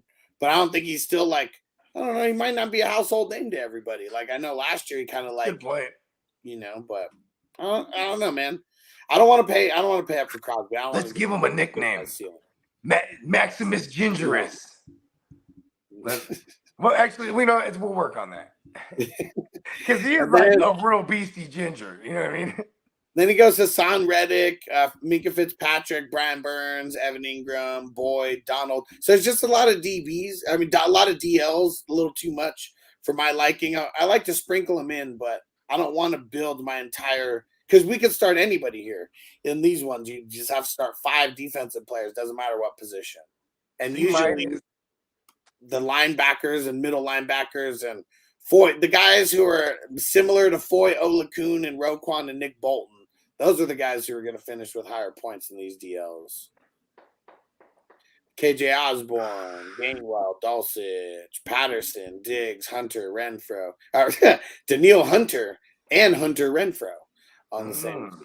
Hold on. He better have got Hunter Henry right here, bro. He fucked up. He went to Forrest. Come on, man. He could have got style points, bro. I was about to give him a C minus. About to bump it up to a C. Because you know why? Because then it would have failed me. Because then it would have been a Triple H in a row. There it is. And he wasn't done. He can start. Now he's hitting with alliterations from there. He starts getting Hayden Hurst. You know what I mean? Like, we're just not stopping. And then he goes Chase Edmonds, Slayton, Corey Davis, and Dawson Knox. So this one, going Hurts and Jones, that's really one of the things that kind of like saves because the IDP I'm grading down. D IDP. He's getting that D. Pause. I'm not gonna give this one a D. I'm gonna give it a C. Yeah, you got to grade him higher than I did. D plus. He did better than me, but a D I see what you plus. got to say. A D plus will suffice. Let's see. Who else said that? You got to do better. Facts. Who else said that? Not do it as a Canadian. You know what? If I knew some good Canadian sayings, like what does it mean? Like if you were like to fuck up in Canada, like all right. So like, say you're gonna do something that's super risky, right? You'd be like, if you hear somebody say, "Oh fuck yeah, she'll go," that means like something's about to go. Yeah, oh fuck yeah, she'll go. That means they're about to do something stupid. Shit's about to hit the fan. Oh fuck yeah, she'll go. Like she'll go. Yeah, she'll go. Oh fuck yeah, she'll go. Oh fuck yeah, you tell that to a Canadian, they're gonna be like, shit's about to hit the fan. Get the camera ready. Oh it's shit. Gonna be good. Okay. That's like our equivalent of World Star. I was just about to say that. That's Oh, the oh cue fuck right yeah, she'll there. go. Yeah, Oh fuck you. Oh fuck yeah, she'll go. there you go. Okay, what is Oh, fuck yeah. Starboy? What up, Song? There was the other person who What's we were. what's I a, what's was a wondering. Starboy? That means like you just pop, like you popping. Starboy? Yeah, is that like is that like a Canadian thing? No. Okay. Did you hear Drake say that or something, Bogey? Yeah. No, that I think the Weeknd said that, but yeah, no, it's not a thing. And if it heard is a Drake thing, say that before though too. Like, oh, I'm a real Starboy. probably Cowboys fans. Okay, is that like where you're at? Is it like? Uh-oh, there goes Where'd Bogey he in go? the Matrix. He went into the Matrix. Uh-oh. All right, we'll see. He'll be back. He probably got a call. All right, Uh-oh. here goes Song Squad. I hate your team, Song, because first off, I would have picked Kelsey. I'm just so used to him not being there that I didn't even check to see if he was there. I just picked CD like so fast because I got mad that Tyreek went in front of me. But yeah, Mahomes at the 4, Kelsey fucking at the second round, then Kirk Cousins, nice 3-peat or 3 stack there. A little bit too high on Ridley for my liking, but not too shabby. Probably same thing with Hawkinson. Then Judy, Sanders, Bolton, Gibson, Mac Jones, P. Ryan, Greenlaw, Nakobe Dean. I was fucking pissed when you took Nakobe Dean. I thought I was going to be slick and get him in the 13th round. I like the Devin Lloyd pick a lot. Yeah. Charbonnet, Dubs, and Devin Lloyd, and Troy Anderson. I like the Cody Barton as well. Hicks is all right. DJ Chark. Great pick up, DJ Chark. Yeah, I love Awesome Y. You got him hella late. Paris Campbell, Izzy, Tucker, Von Miller. Great value of Vaughn too. McCoy, I was actually pissed that you took McCoy right there because I didn't have a lot of like QB depth, and he's someone that I was going to try to pick. Like, I guess you would have picked him in the 28th or 29th round over me, but I was trying to pick him with one of my last 2 picks. And then you go Richie James, which was a good super late pick as well. And then Bailey Zappi to back up your Mac Jones. Very smart, Song.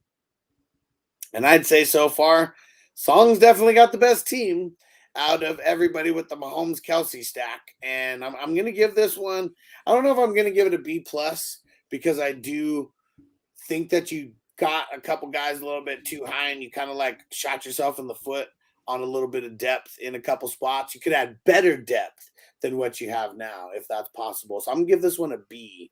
And as of right now, that is definitely the best team that I've read off so far.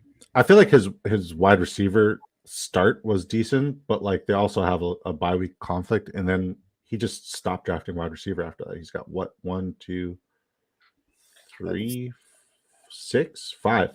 I see 5 wide receivers. How many wide receivers you got, Song?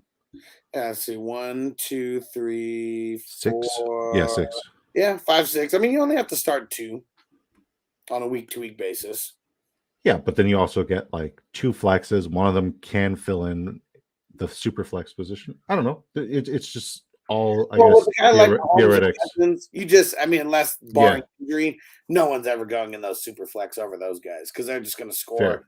It's way easier for them to score 30 points than it is the other guys. I'm just trying to make myself feel better for the quarterbacks that I drafted. Well, yeah, this is how it is for every, like, just like Devin said, laugh my ass off. Hopefully it works out better than my grade. And see, the thing is like the person who won the original one when we were doing grades, he probably got an F, but he won the whole thing. You know, it's just the way that everything played out. I like the skill positions we got. That's it. And the IDPs, I like the IDPs, but the quarterback situation has me a little bit worried.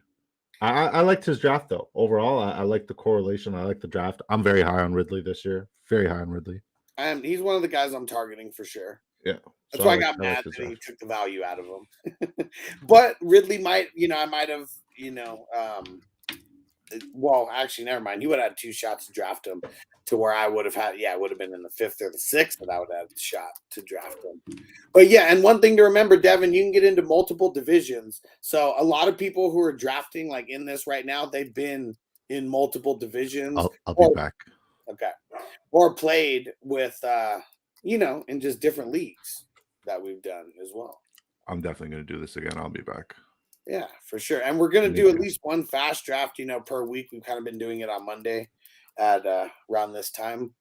And it's just because there's more. We need more of the casuals coming in who are ready, to do the fast drafts and stuff. Most people who are in here, we've been drafting for so long, and people have jobs and all that. So that's why we Fair. do a lot of slow drafts. Fair. What time is it over there for you guys? 7:40. Jesus Christ. And if no one else wants a grade, we're going to read off mine, and then we're going to get up out of here. You guys can grade me, and don't hold back.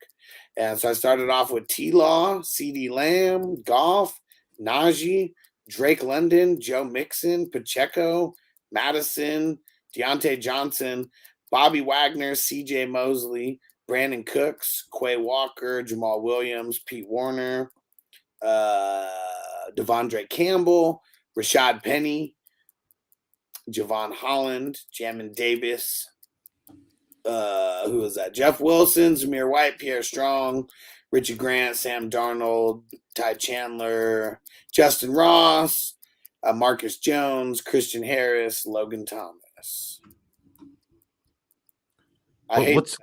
What's dark wave? What's Kitty saying to me? Translate. I have no idea. I'm either tired or just not in the loop. I don't know. What is dark wave? Is that a type of music or something? I don't know. They said I can't say it enough, but my man Disco, do you like dark wave? Yeah, I have no idea what that means. Say your team will finish in the bottom 75. Well, it's because of the QB situation. I mean, and the ID. Bottom 75%? Yeah, I don't know. And Crispy said I get an F. See, he always grades everyone hella tough. Yeah, my wide receiver situation, I mean, I'm okay with the top three, but they're all spike week freaks. Every last one of them. I love Lamb. I love London. I think Deontay Johnson's getting slept on way too much. The fact that you got him in the 9th round is a 6th steal.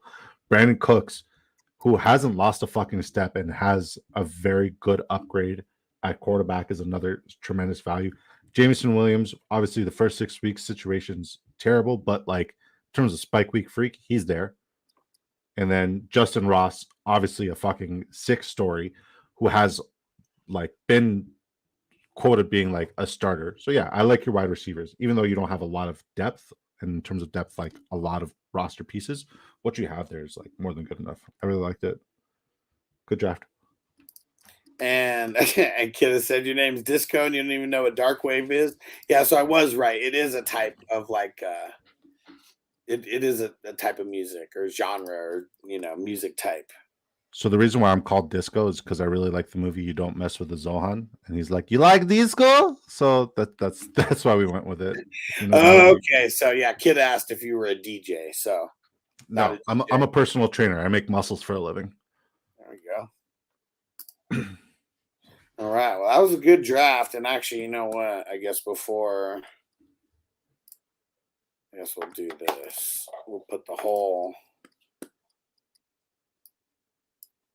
whole thing up here, at least for the end of the show. See as much as we can. There's a big portion. There we go. And it's all color-coded, so you can see QBs definitely going early. Wide receivers, and we see them going crazy early. And then after the top wide receivers go, we get the crazy run of like running backs. Then as soon as everyone starts kind of filling up their offense, we get to around 10, 11, and we start getting a lot of IDPs. I liked his last comment. That's a good comment.